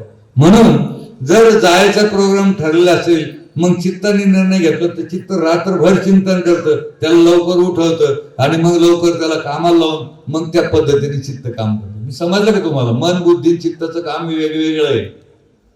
तुम्हाला जसा आता अंतःकरण पंचक मधला विषय आहे तो. वास्तविक पाहतात तिन्ही गोष्टी एकाच ठिकाणी राहतात. कुठं राहतात त्या? मन कुठं राहतं तुमचं? मन पायात आहे का मन डोक्यात आहे का मन तुमच्या छाताडात आहे? मन कुठं आहे तुमचं? अंतःकरण. अंतःकरण कशाला म्हणलेलं आहे? अंतःकरण पंचक मधला हा विषय आहे, त्याच्यामध्ये मन बुद्धी चित्त आहे. मग हे अंतःकरण पंचक मधला विषय असून हे मन बुद्धी चित्त यांना एकत्र बांधायचं काम, सांगड बांधारे भक्तीची, नामस्मरणाची. आणि मग यांची सांगड बांधून मन बुद्धी चित्ताची सांगड बांधून त्या भगवंताकडे निघायचं आपल्याला. तो भगवंत म्हणजे कोणता? शिव. जीव शिव सम वाया तू दुर्गामी न घाली मन. ज्ञानेश्वर माऊलीचे शब्द ध्यानात ठेवा. मी फार तुम्हाला ज्ञानेश्वरीतल्या श्लोकाचा अभ्यास सांगत नाही, सर्वसाधारण तुम्हाला समजण्यासाठी, जेणेकरून हरिपाठ लवकर समजतो माणसाला, म्हणून हरिपाठातली उदाहरण दृष्टांत देऊ राहिलं. काय सांगितलं ज्ञानेश्वर माऊली? जीव शिव सम वाया तू दुर्गमी न घाली मन. आलंच का मनापाशी? हा, मनावर अवलंबून आहे. लक्षात ठेवा. मन कुठं घालायचंय? मन कुठं घालायचंय? जीवाला शिवाच्या संग नेऊन घालायचंय. इथं मन घालायचं आहे, मनाला त्याच्यावर रुजू करायचं आहे आणि मग त्या मनाचा विनियोग शिवाच्या स्वरूपाशी एकरूप करण्यासाठी आपल्याला करायचा आहे. म्हणून शिव सम वाया तू दुर्गमी न घाली मन. बाकीच्या गोष्टी तू मनाला घालूच नको. मनाला शिवाच्या स्वरूपाशी एकरूप करायसाठी प्रयत्न कर. पण मन मात्र जर संसारात गाडून घेतलं असेल तर मन त्याच्यातून बाहेर निघत नाही. मग शिवाकडे कशाला जाईल ती? मनावर खेळ आहे, लक्षात ठेवा. म्हणून आपला विषय काय चालला? दया तेथे धर्म, धर्म तेथे सुखगामू, सुखी पुरुषोत्तमी असे जैसा. म्हणून हा माऊलीने सिद्धांत मांडलेला आहे. आणि या सिद्धांतामध्ये आता मग धर्म म्हणजे नेमकं काय? ज्ञानोबरायाने धर्माबद्दल बोलताना ज्ञानेश्वरीमध्ये फार सुंदर व्याख्या केलेली आहे. धर्म म्हणलं का आपले डोके इकडे तिकडे पळायला सुरू होते. पण ज्ञानेश्वर माऊलींनी धर्माबद्दल बोलताना सांगितलं काय? एथ वडील जे जे करती तया नाम धर्म ठेवीती. आता वडील वडील शब्द आल्याबरोबर आपल्या डोक्यात गेले. पांढरं केस, म्हातारा झाला आणि त्याचं वडील, त्याला वडील म्हणायचं. मोठं आयुष्य ज्याचं आयुर्मान जास्त झालं त्याला वडील म्हणायचं. ज्ञानेश्वर माऊलींनी तसं नाही सांगितलं. त्याला वडील नाही म्हणलंय. वयाने मोठा झाला म्हणजे वडील नाही. वडील हा शब्द कोणासाठी वापरला हे नीट समजून घेण्याची वेळ आहे, लक्षात ठेवा. एक वडील जे जे करती तया नाम धर्म ठेवीती, तेच एर अनुष्ठिती सामान्य सकळ. जे जे वडील माणसं करतात त्यांच्याप्रमाणे अनुकरण सर्वसाधारण. तुम्ही घरामध्ये जर परमार्थ चालू असेल, आजीबाई जर देवपूजा करीत असेल, तिचे नातू तिच्यापाशी खेळत असतात, ते देव देव करतात. ते देव घेऊन निंडत आहेत घरात सगळ्या. हा तर पण आजीबाईला जर देव माहित नाही घरात, देवारा नाही तर ते नाताला कधी देव कळायचं. म्हणून वडील जे जे करती तया नाम धर्म ठेवीती. म्हणून वडील या शब्दाचा आपल्याला विचार करायचा आहे. संत काय सांगतात हे आपल्याला पाहायचंय. माऊली म्हणतात समाजातील वडील मंडळी जशी वागते त्यांच्या वागण्याला धर्म असे म्हणतात. आता प्रश्न आपल्याला असा पडतो, वडील कोणला म्हणायचं? ज्ञानेश्वर माऊलीची विचारसरणी जरा थोडी आध्यात्मिक असल्यामुळं आध्यात्मिक विचारसरणी आपली असली पाहिजे. वडिलाबद्दल बोलत असताना माऊली काय म्हणतात पहा. परिश्रुती स्मृतीचे अथी जे आपण होनी मूर्त अनुष्ठे जगा देत वडील जे जे. श्रुती स्मृती म्हणजे वेद आचरण करणारे जे माणसं असतात, बोलतात त्याप्रमाणे वागतात. पहा माऊलीचं म्हणणं काय? जे माणसं बोलतात त्याप्रमाणे वागतात आणि ते असे जे माणसं आहेत मग ते वेदाप्रमाणे नियमाप्रमाणे वागतात आणि ते जे वागणं आहे त्या वागण्यालाच वडील म्हणलेलं आहे. मग असं कोण वागतं? सध्या तर कोणाचाच कोण होतो भरोसा नाही राहिला. आता काय बोलून पुढे 10 पावलं गेल्यानंतर काय बोलन, काय करीन माणूस याचा तपास राहिलेला नाही. अशी गंमत झाली. मग हे असं वागणं बोलणं कोणाचं आहे? त्यांना वडील म्हणायचं. कोणाचं आहे? संत. शाबास. कोण म्हणलं? तुम्ही ऐकलं वाटतं प्रवचन, काल टेप झालेलं कुठंतरी. बरं ठीक आहे. म्हणून असं वागणं बोलणं जे आहे हे फक्त संतांचंच आहे. संताला नाही भीडभाड साना थोर.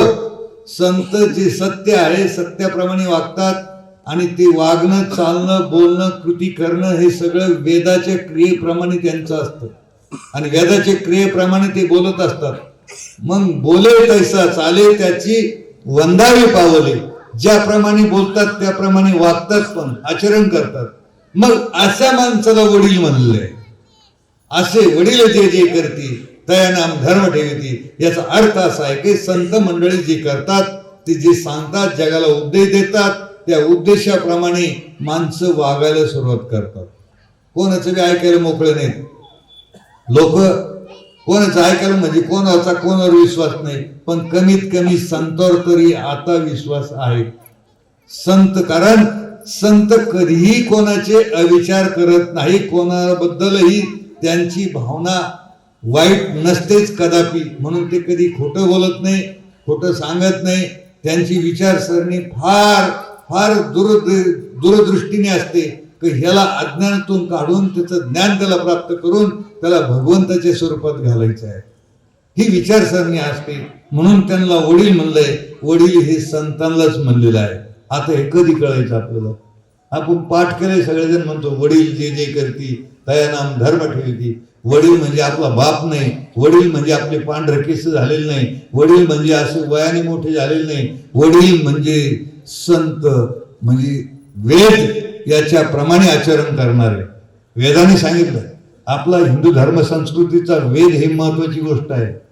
अहो संताचे विचार ते वेदापेक्षा श्रेष्ठ आहे. तरी पण संत आजूकही वेदालाच नमस्कार करतात. वेद अशी गोष्ट आहे, वेदाने तरी भेद केलाय पण संताकडे भेद नाही. लक्षात ठेवा, स्त्री पुरुष हा भेद वेदाने केलेला आहे, परंतु संताकडे तो भेद नाही. वेदाने संतांनी तो भेद देखील काढून टाकला. संतांचं ज्ञान फार श्रेष्ठ आहे म्हणून त्यांना वडील म्हणलेलं आहे. वडील जे जे करती तया नाम धर्म ठेवती. या जगात चालणे बोलणे हे मूर्तिमंत वेद आहे. अर्थात जे बोलतात ते वेदाने सांगितलेल्या न्यायाप्रमाणे स्वतः वागतात व तो धडा समाजाला देतात. अशाच व्यक्तीला वडील असे म्हणतात. म्हणून तयांचे बिसाट शब्द सुखे म्हणू येती वेद, ते सदेह सचिदानंद कान व्हावे. संतांचे शब्द बिसाट असतात. आपल्याला नाथमाऊली जवळ आहे, पैठण जवळ आहे. नाथमाऊलीचे शब्द पाहिले तर अक्षरशः शिवे काय माय गेली होती भूतापाशी, साधा शब्द आहे. आपण एखाद्याला म्हणल्यावर काय वाटत, ती सोयीन पाहिजे का आपल्याकडे? पण अरे नाम नाही मुखाशी, अरे मुळा काय माय गेली होती भूतापाशी. तुझ्या तोंडात नाम नाही म्हणजे याचा अर्थ संताला राग येत होता, परंतु रागामध्ये दया होती. कशी दया होती सांगतो तुम्हाला. एखादी आई असते आणि भर दुपारी लहान पोरग तिचं उन्हात खेळायला जातं, त्यावेळेस आई काय म्हणते, ए पट्ट्या, ए पोरा इकडे होय, सावलीत मर, उन्हात मरू नको. काय म्हणती? सावलीत मर, उन्हात मरू नको. कोण म्हणती? मग ते आईचं म्हणणं म्हणजे ते मरायची इच्छा आहे का आईची? मरताना मरच म्हणती, सावलीत मर. हा, आणखीन दुसरं तरफड, सावलीत तरफड, उन्हात तरफडू नको, असे शब्द आहेत. हे शब्द कधी येतात का त्या जीवाला त्रास होऊ राहिला तरी त्याला कळत नाही म्हणून त्याच्यासाठी. तसंच संतांचे शब्द आहे, ह्या जीवाचं काय होणार आहे हे संतांना कळतंय म्हणून संत तसे शब्द वापरतात. जयांचे बिसाट शब्द सुखे म्हणू येती वेद, ते सदेह सचिदानंद कान व्हावे. त्यांचे शब्द जरी तसे असले पण वेदासारखे असते. त्यांच्यामध्ये आतमध्ये दया असते. दया जिथे आहे तिथं धर्म आहेच. आजची ओविस्ती चालली आपली. दया तेथे धर्म, धर्म तेथे सुखगामू, सुखी पुरुषोत्तमे असे जैसा. हा महत्वाचा मुद्दा आहे. एवढ्या मुद्द्यासाठी सगळं आपलं चाललेलं आहे. एवढा मुद्दा म्हणजे हा सिद्धांत आहे, हा संतांचा सिद्धांत आहे आणि ह्या सिद्धांत संघ आपल्यामध्ये त्या गोष्टी असल्या पाहिजे. म्हणून सांगितले बोले तैसा चाले त्याची वंदावी पावली. माऊली म्हणतात जयाची न बोले धर्मजी दिठी, महासिद्धी दे देखे स्वर्ग सुखादी इथे खेळू जयांचा. संतांच्या सहज बोलण्यात उपदेश असतो. सहज बोले हाच उपदेश करूनी सायास शिकवेती. न जावे वनांतरा सुखे येतो घरा नारायण. काही करायची गरज नाही. देव तुमच्या घरी येईल. देवाच्या माग लागून देव पळून हाती लागणार नाही. तुम्ही पळून पळून किती पळणार? देव ऐकेन का पळायला तुम्हाला? आणि मग पळून देव हाती लागेल का? हा, ऐ दिंडेवारे करणार तुम्हाला मी सांगतो, दिंडीवारी करू नये असं मला म्हणायचं नाही. लक्षात ठेवा, तुम्ही संसार डोक्याने करता का पायाने करता? होय, इकडे तज्ञ हुशार मंडळी, पुरुष मंडळी, तुम्हाला विचारतो, तुम्ही संसार पायाने करता का डोक्याने करता? हा, डोक्याने. बर, आणि दिंडी काय ना करता? पायाने. पायी दिंडी घडून डोकं गाण पडू. काय चाललंय काय समजायलाच तयार नाही. आता खरं बोलल्यावर साकायला राग येतो, पण संतांचे बिसाट शब्द आहे, आम्हाला काही घेणं देणं नाही. मूळ मुद्द्याशी तुम्हाला आणायचं आहे. कोणाला वाटण चांगलं, कोणाला वाईट वाटण, कोणाला काय त्याच्याशी आम्हाला काही घेणं नाही. पण वस्तुस्थिती जर त्याच्यातून जो फॉल्ट तुमचा काढायचा असेल तर ते बोलावं लागतंच. कशाने तुमची सुधारणा होईल? दिंडीवारी जरूर करा, पण अगोदर नाम घ्या. आणि नाम घेत जी दिंडी केली तो भगवंत त्याची वाट पाहे उभा, भेटीची आवडी कृपाळू तातडी उतावीळ झालेला आहे. कोणासाठी? तर भक्त मला नाम घेत भेटायला येऊ राहिलेला आहे. आता दिंड्यामध्ये नामधारकच असतात असं नाही. दिंड्या पाहायला वाटाने, आम्ही दिंड्या पाहायला जातो वाटाने. आम्ही बसमध्ये जायचो आणि दिंड्या पाहायच्या, कोणती दिंडी कशी शिस्तीत चालली. काही दिंडीची ही टोळी इकडं, काही त्या बाभळीकडतं, काही हिराजीबाकडतं, काय कोणाच्या कुंकडं कोणाच्या कुंकडं, काय शिस्त काय तारा आणि काय चाललं. त्याच्यात ह्या राजकारणी लोकांनी अजून त्याच्यात मुंडके घातले आणि दिंडीत घुसायला लागले. त्यांना नामाचं घेणं नाही, देवाचं घेणं नाही, काय नाही. फक्त एक गट आपल्या ताब्यात यावा, त्यांच्या संग जायचं आणि दिंडीवारी करायची. काय खऱ्या गोष्टी आहेत का? बरं, दिंडी करत असताना मी आता काही नाव ठेवलं असं काही डोक्यात कोणी आणू नका. दिंडी करा, जरूर करा, पण नाम घेत दिंडी करा. माझं म्हणणं असं आहे, नाम असेल तर दिंडीच उपयोगी, नाम नसेल तर मग मात्र पायी दिंडी घडो आणि डोकं गहाण पडू. लक्षात ठेवा. म्हणून खऱ्या अर्थाने जर आपल्याकडे नाम असेल तर विनियोग करता येतो, आणि विनियोग त्याला ऑटोमॅटिक भगवंत विवेकी ज्ञान देऊन त्याला ते करायला लावतो. नव्हे नाम असून जर दिंडीत गेला तर कदाचित त्याला देव भेटू शकतो. तुम्हाला माहिती आहे का, चालू वर्षी पहिला नंबर कोणाचा लागला?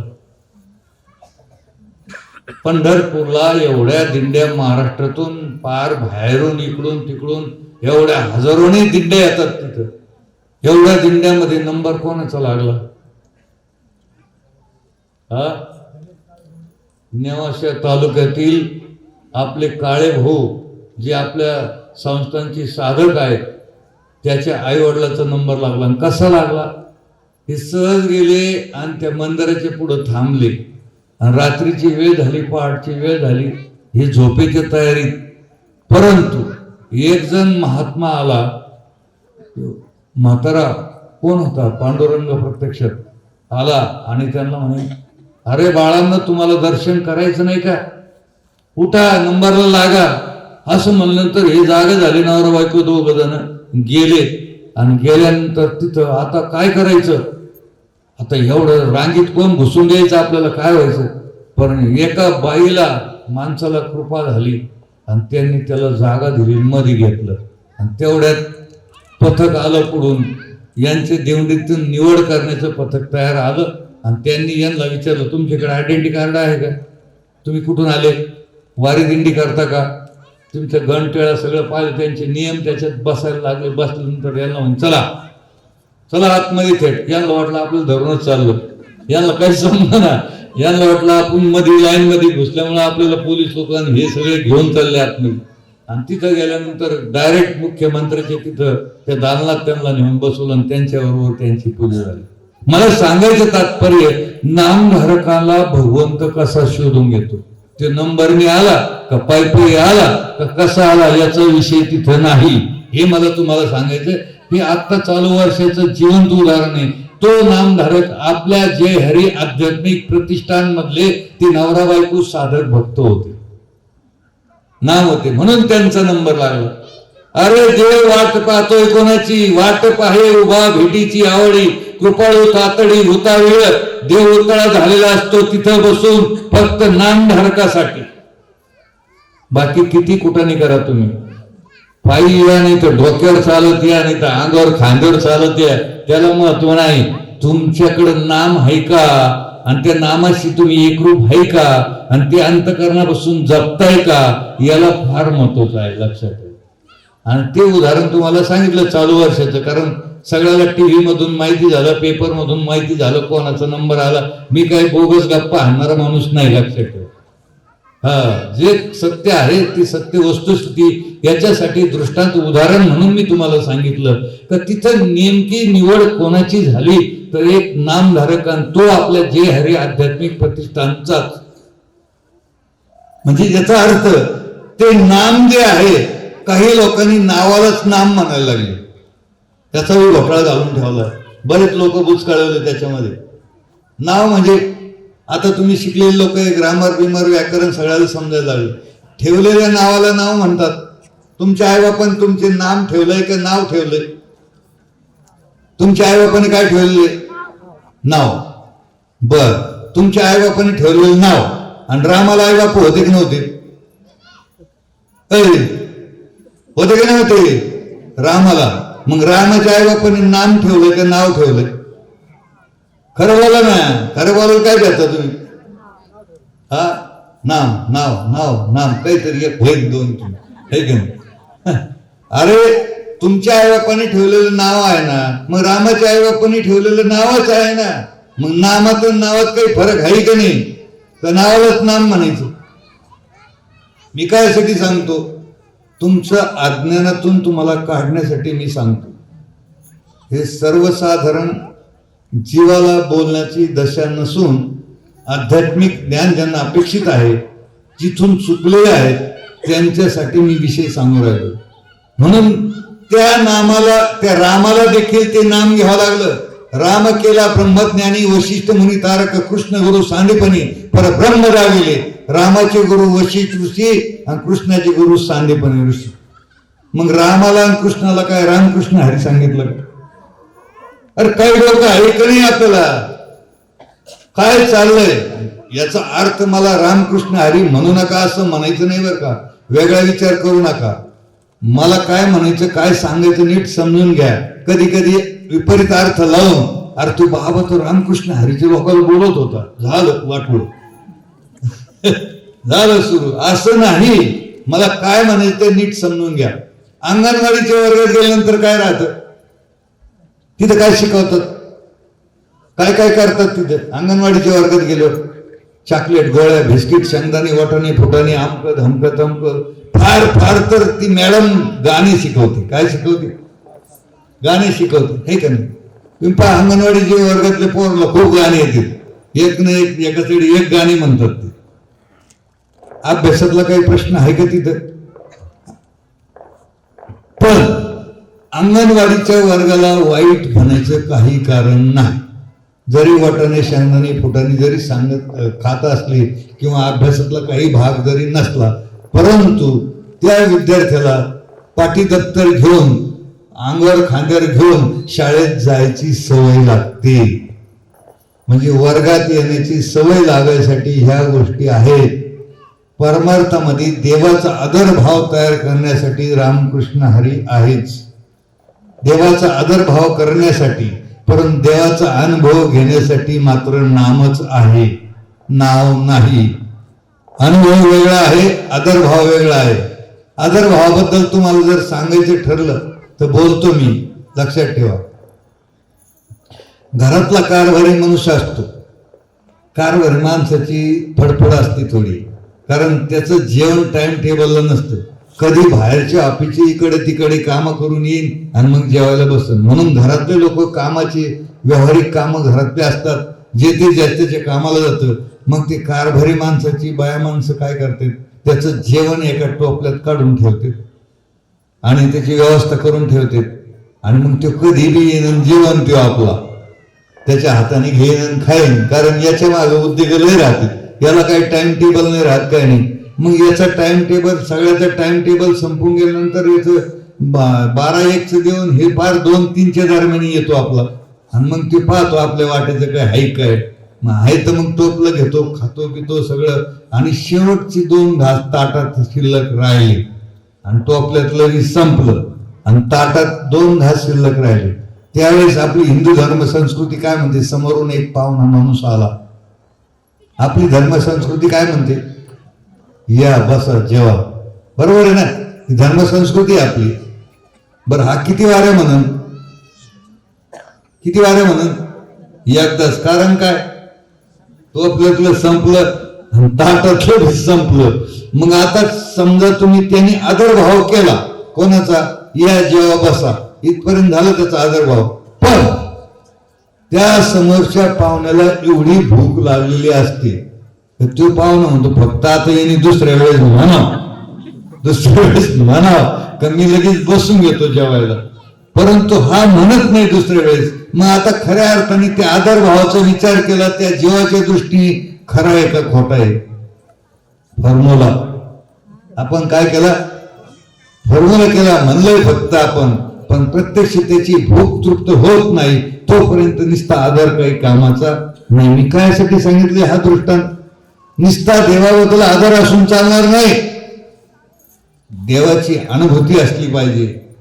देवाची अनुभूती जोपर्यंत नाही ना तोपर्यंत आपल्या जीवाचं काही खरं नाही, लक्षात ठेवा. म्हणून अनुभूती असली पाहिजे, नुसतं आदर करून चालणार नाही. म्हणून मी सांगू राहिलो आदर करून चालणार नाही. ठीक आहे, अंगणवाडीच्या वर्गात आदर असतो पण नुसतं आदर चालणार नाही, त्याला पुढचा वर्ग बदलावा लागेल, अभ्यास करावा लागेल आणि मग ते काही नियम वगैरे शिकावे लागतील आणि मग त्यावेळेस त्याचा अभ्यास होईल आणि मग त्याच्या प्रत्येक पुढच्या वर्गात जात जाईल आणि मग त्याचं ग्रॅज्युएशन होईल, सगळं पूर्ण होईल, डिग्री मिळेल आणि मग ते त्या अर्थाने खऱ्या अर्थाने होईल. अंगणवाडीचा त्याचा काही संबंध येतो का, पण अंगणवाडीचा विषय एवढाच आहे की त्याला वर्गात यायची सवय लागते. रामकृष्ण हरी, वर्गात यायची सवय लागती म्हणा, कमीत कमी देवाबद्दल आदर निर्माण होईल तुम्हाला. अरे तुम्ही नास्तिक आहात, देवाला मानितच नाही, अशा लोकांनी ते गोष्टी करायच्या सुरुवातीला. जोपर्यंत सद्गुरू जीवनात भेटत नाही तोपर्यंत ह्या गोष्टी करायच्या, हा अंगणवाडीचा विषय आहे. आणि ज्यावेळेस सद्गुरू भेटतील त्यावेळेस तुमचं पूर्ण ग्रॅज्युएशनचा विषय आहे, आता पुढे अनुभूती घेण्याचा विषय आहे, लक्षात ठेवा. म्हणून ह्या खऱ्या अर्थाने विचार जर केला, त्या समाजाकडे जर नजर मारून पाहिली तर समाजाची काय दशा झालेली आहे. समाजाची नीती मूल्य अर्थात धर्म पूर्णपणे लयास लागलेला दिसायला लागला. धर्म नीती मूल्य, कारण कोणाबद्दल कोणामध्ये दया शिल्लक राहिलेली नाही. दया नसल्यामुळे धर्माची नीती मूल्य संपवायला लागलेली आहे. समाजात कमालीचा भ्रष्टाचार वाढलेला आहे. भ्रष्टाचाराचा विचार केला तर आपण देशाच्या पंतप्रधानाच्या नावाने याच्या त्याच्या नावाने सरकारच्या नावाने आढळतो, पण सरकार भ्रष्टाचार करत असेल की नसेल तो भाग वेगळा, पण प्रत्येक माणूस भ्रष्टाचारी झालेला आहे. किती टक्के भ्रष्टाचार माहिती तुम्हाला? 95% भ्रष्टाचार झाला आणि 5% लोक करत नाही. ते का करत नाही माहिती की तुम्हाला? 5% त्यांना भ्रष्टाचार करायची संधीच प्राप्त होत नाही, नाही तर ते नेहमी केला असता. हा म्हणजे माणसं एकूण टोटल कसे झालेले आहेत, सगळे भ्रष्टाचारी झालेले. बरं, भ्रष्टाचारी गोष्टीत सगळे एकत्र येतात, तुम्ही दुसऱ्या गोष्टीत लवकर एकत्र येत नाही. तुमचं भाग्य आहे सगळ्याचं, परमार्थाच्या दृष्टीने तुम्ही एकत्र आले, हे तुमचं परम भाग्य आहे की तुम्हाला सद्गुरू भेटले, ज्ञान कळलं म्हणून तुम्ही या ठिकाणी आपले सद्गुरू येणार आहेत, याच्या दृष्टीने कहणे तुम्ही एकत्र आले. परंतु माणसं एकत्र यायलाच तयार नाही, कारण अंतकरण सगळं भ्रष्टाचाराने बरबटलेलं आहे, लक्षात ठेवा. आणि म्हणून जीवाला हिंसक वळण घेतलेलं आहे, प्रत्येक जीवाने हिंसक वळण घेतलेलं आहे. मारामारी बिरामारीचं काहीच वाटत नाही कोणाला काही. आता कोणी कुठं सुरू करतं की लगेच सुरू, लक्षात ठेवा. म्हणून दहशतवाद पसरलेला आहे, सगळीकडे दहशतवाद झालेला आहे. या सगळ्या गोष्टी एकमेकाला फसवा फसवी ह्या सगळ्या गोष्टी वाढत चाललेल्या आहेत. विचार करा, तुम्ही म्हणता असं कुठं आहे का बाबा, कोण कोणाला फसते? अरे हे लक्षण कसे आहेत पहा. ज्या अर्थी आपला विश्वास दुसऱ्यावर बसत नाही त्या अर्थी तो निश्चित फसवणार आहे आपल्याला. इनडायरेक्ट विषय तसं होतो. प्रत्येक माणूस एखादा व्यवहार केला ना, पण त्या व्यवहारावर परत शंका निर्माण करून घेतो, अरे आपण त्याला पैसे दिले पण ती वापस देईन का नाही, म्हणजे त्याचा अर्थ फसवा फसवी हे चाललेलं आहे. मग कोणाचाच कोणावर विश्वास राहिला नाही. अशी ही अनिती मानव जाती जवळ का आली आहे याचा विचार जर केला तर ही अनिती आपल्यापाशी का आलेली आहे. असं वास्तविक पाहता जर विचार केला, सूर्य तोच आहे, चंद्र तोच आहे, सूर्य वेळेवर उगवतो, सूर्य वेळेवर मावळतो, पक्षी तेच आहे, पक्षी त्यांचं अनुक्रमाने जे रोजचं नित्य नियमाने चालू आहे ते तेच आहे, त्यांचे घर सोडून दुसऱ्याच्या घरात जात नाही ते. मी काय म्हणतो, म्हणून पक्ष्यांची नीतिमत्ता बदल नाही, पण माणसं मात्र काय करायला लागले यांचं काही सांगता येत नाही, लक्षात ठेवा. म्हणून खऱ्या अर्थाने आपल्या आई वडिलांना घरातून हाकलून देण्यापर्यंत मजल गेलेली आहे. कोणाची गेली? सर्वसाधारण ग्रामीण भागातले लोक सोडून जे सुशिक्षित होऊन जास्त शिकलेले लोक आहेत ते आई बापाला ओळखायला तयार नाही. नवे नवे तर घरातून त्यांना हाकलून देण्यापर्यंत मजल गेलेली आहे. काय झालं शिकून? शिकून चांगलं केलं का वाईट केलं? शिक्षण फायद्याचं झालं का तोट्याचं झालं? अरे विज्ञान हे चांगली गोष्ट आहे, परंतु विज्ञानाबरोबर दीक्षा असेल तर त्या शिकल्याचा उपयोग आहे. शिक्षण ही चांगली गोष्ट आहे, पण शिक्षणाबरोबर दीक्षा ही महत्वाची गोष्ट आहे. शिक्षणाबरोबर दीक्षा नसेल तर त्या गोष्टीचे परिणाम आपल्याला भोगावे लागतात. त्यांची वेळ येते, त्यांनाच वेळ येते, कारण दीक्षा आणि देवाबद्दलचं ज्ञान त्या घरात नसल्यामुळं ती वेळ आपल्यामुळेच आलेली आहे. का आपण परमार्थात नसल्यामुळं आपण मस्त पोरं शिकवले, चांगले केले, परंतु ते आपल्याला घरात राहून देतीलच असं अजिबात नाही. ज्यावेळेस तुमचं सामर्थ्य संपेल त्यावेळेस त्यांच्यावर अवलंबून तुम्ही राहताल, त्यावेळेस ते तुम्हाला सांभाळायला देखील तयार नाही. ही आत्ताची कंडिशन आहे. मी खोटं बोलतोय, वस्तुस्थिती आहे. पण हे काय झालं याचा विचार जर केला तर आपणच चुकलो. वास्तविक पाहता आपण जर सुरुवातीला परमार्थ केला असता तर ते लहान असतानाच परमार्थाला लागले असते तर निश्चित त्यांच्यामधलं हे वातावरण बदलून गेलं असतं. म्हणजे खरे दोष कोणाकडे येतात? आपल्याकडेच येतात. आपण बदला, आपण सुधरा आणि मग आपण ते अपेक्षा करा, तोपर्यंत काही खरं नाही, लक्षात ठेवा. म्हणून आणखीन विचार करा तुम्ही, त्या जगाकडे पाहायचा.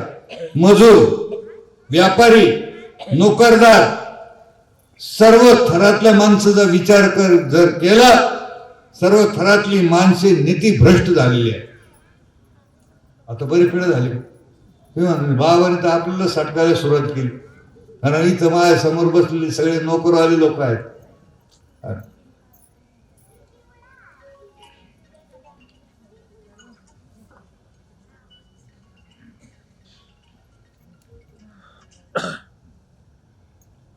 म्हणून आता तुम्ही जर म्हणलं तर खरं बोललं तर साकेला राग येतो, मी काय करणार त्याला? नोकरदाराची कंडिशन कशी झाली? तुम्ही जर ऑफिसला जात असेल किंवा वर्किंगला जात असेल तर तुम्हाला एक टाइम दिलेला असतो. मग त्या टायमिंगवर जाणारे किती लोक आहेत? जसं जसं उच्च माणूस होईल त्याचा अधिकार बदलत जाईल, तो टायमिंगला मानायला जुमानायला तयार नाही. म्हणजे तुम्ही नीतीभ्रष्ट झाले का नाही? नियमाप्रमाणे काम करताय का? नियमाप्रमाणे जेवढं काम तुम्हाला सांगितलेलं आहे ते काय करता का? करण्याची इच्छा आहे का? प्रत्येकाची ते करण्याची इच्छा नाही, फक्त पेमेंटला मात्र वेळेवर जाणं आणि वेळेवर करणं एवढं जमतंय.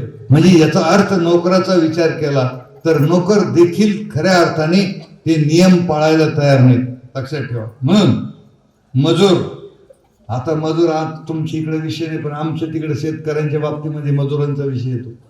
त्या महिला मंडळी मजुरी करायला जातात, घरातून 11 वाजता निघतात.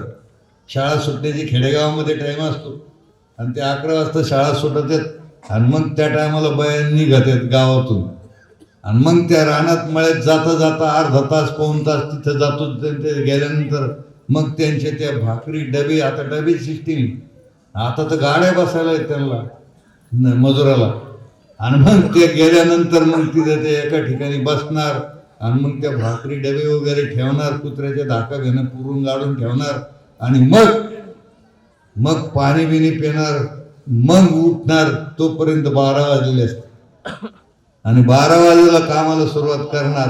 मग पाथा धरता धरता हे करता करता त्याच्यात 1 तास घालणार आणि त्याच्यात गेल्यानंतर मग असं करून राहायला टाइम किती? परत 3-2ची वाट पाहतात जेवायची. 1 वाजता कामाला सुरुवात, 1 तासभर काम नाही करत तर लगेच उजूक, ही तिला ढेपड हाणीन, ती तिला माती हाणीन, ती तिला हे हाणीन. तर त्यांची मोबाईल त्यांच्या जवळच असते. टाइम टेबल अजिबात एक सेकंद मिनिट इकडे तिकडे होऊ देणार नाही.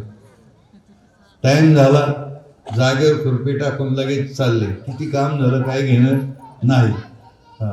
म्हणून या पद्धतीने म्हणून आपल्याला विचार करायचा काय तर मजूर व्यापारी नोकर हे सगळे लोक नीतीभ्रष्ट झालेले असल्यामुळं हे सगळं देशाचा विचार जर केला तर अवघड गोष्ट आहे. सध्या भ्रष्टाचार हे प्रतिष्ठेचे लक्षण बनवू पाहत आहे.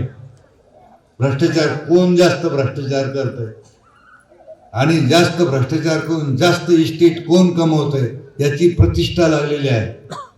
खरा विचार केला तर काय होईल देशाचं. ज्या देशात जास्त भ्रष्टाचार आहे तो देश कधी सुधरू शकत नाही. त्या मानाने आपला देश बरा आहे, एवढं काही वाईट नाही. कमीत कमी चंद्रावर जाऊन पोहोचलोय आपण. भारत देशाचं प्रत्येक देश स्वागत करायला लागला, इथपर्यंत गेला. ह्या दृष्टीने नीतिमत्ता चांगली आहे. कमीत कमी आपले पंतप्रधान नामधारक आहे. कुटुंबातला प्रमुख नामधारक असेल तर कुटुंबाला सुख प्राप्त होतं. जिल्ह्याचा देशाचा नेता असेल, आपला देशाचा पंतप्रधान असेल, तो नामधारक असेल तर देशाला सुख प्राप्त करू शकतो. ह्या काही गोष्टी अंशात्मक असतात, तिथं भगवंताचा वास असतो. आपला पंतप्रधान म्हणजे आता सध्या विष्णू भगवंत आहे आणि त्याच्याकडे जर नाम नसेल तर तो काय करायचा. म्हणून ते गोष्टीने मी काय कोणाच्या प्रचाराची जाहिरात घेतलेली नाही, पण वस्तुस्थिती सांगतो. तो नामधारक मनुष्य आहे, त्याच्यामुळं देवा धर्माच्या विषयी त्याला आदरभाव आहे. मंदिरं बांधणं वगैरे करणं देवाच्या बद्दल त्याचा आदरभाव आहे. एवढी ते गोष्टी मान्यच करावं लागेल जी सत्य आहे ती. बाकीचं पहा राजकारणाच्या दृष्टीने मी काय त्यांची जाहिरात करायला नाही, पण ही वस्तुस्थिती आहे तर त्या माणसाकडून निश्चित आपल्या देशाचं कल्याण होणार आहे.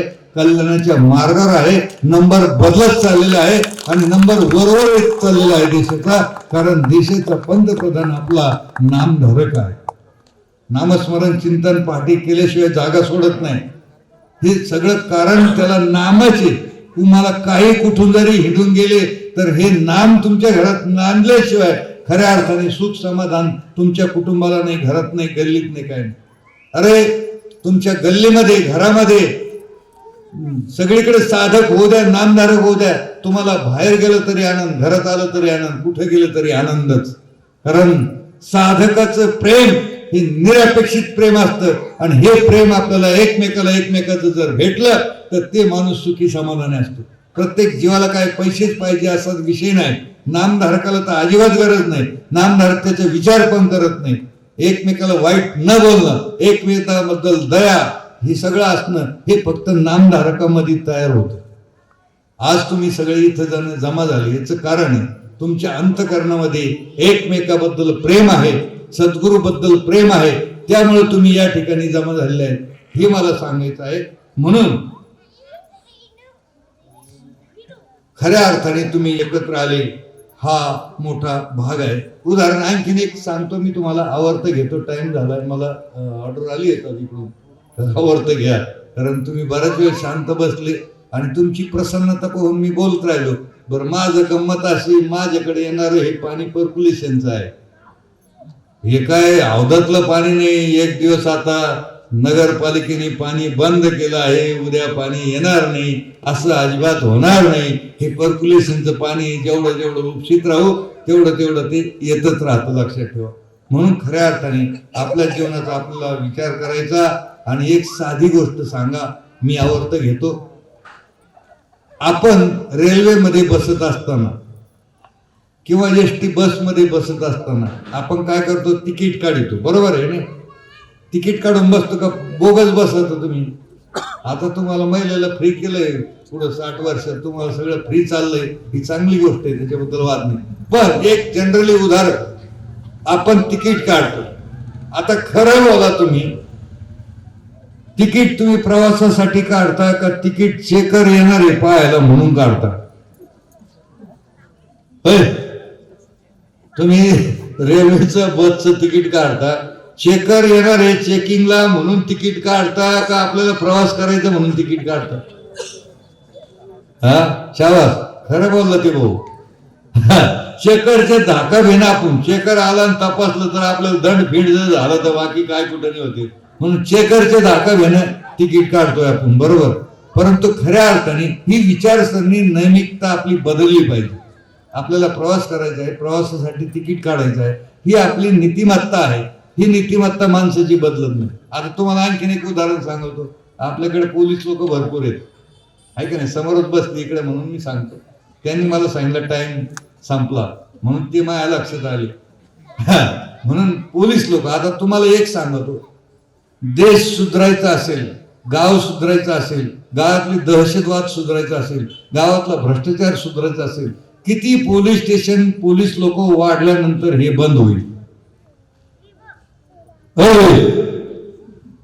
मी काय म्हणतो, हे किती पोलीस स्टेशन वाढल्यानंतर, किती पोलीस वाढल्यानंतर हे बंद होईल का? त्याच्या उलट विचार करा.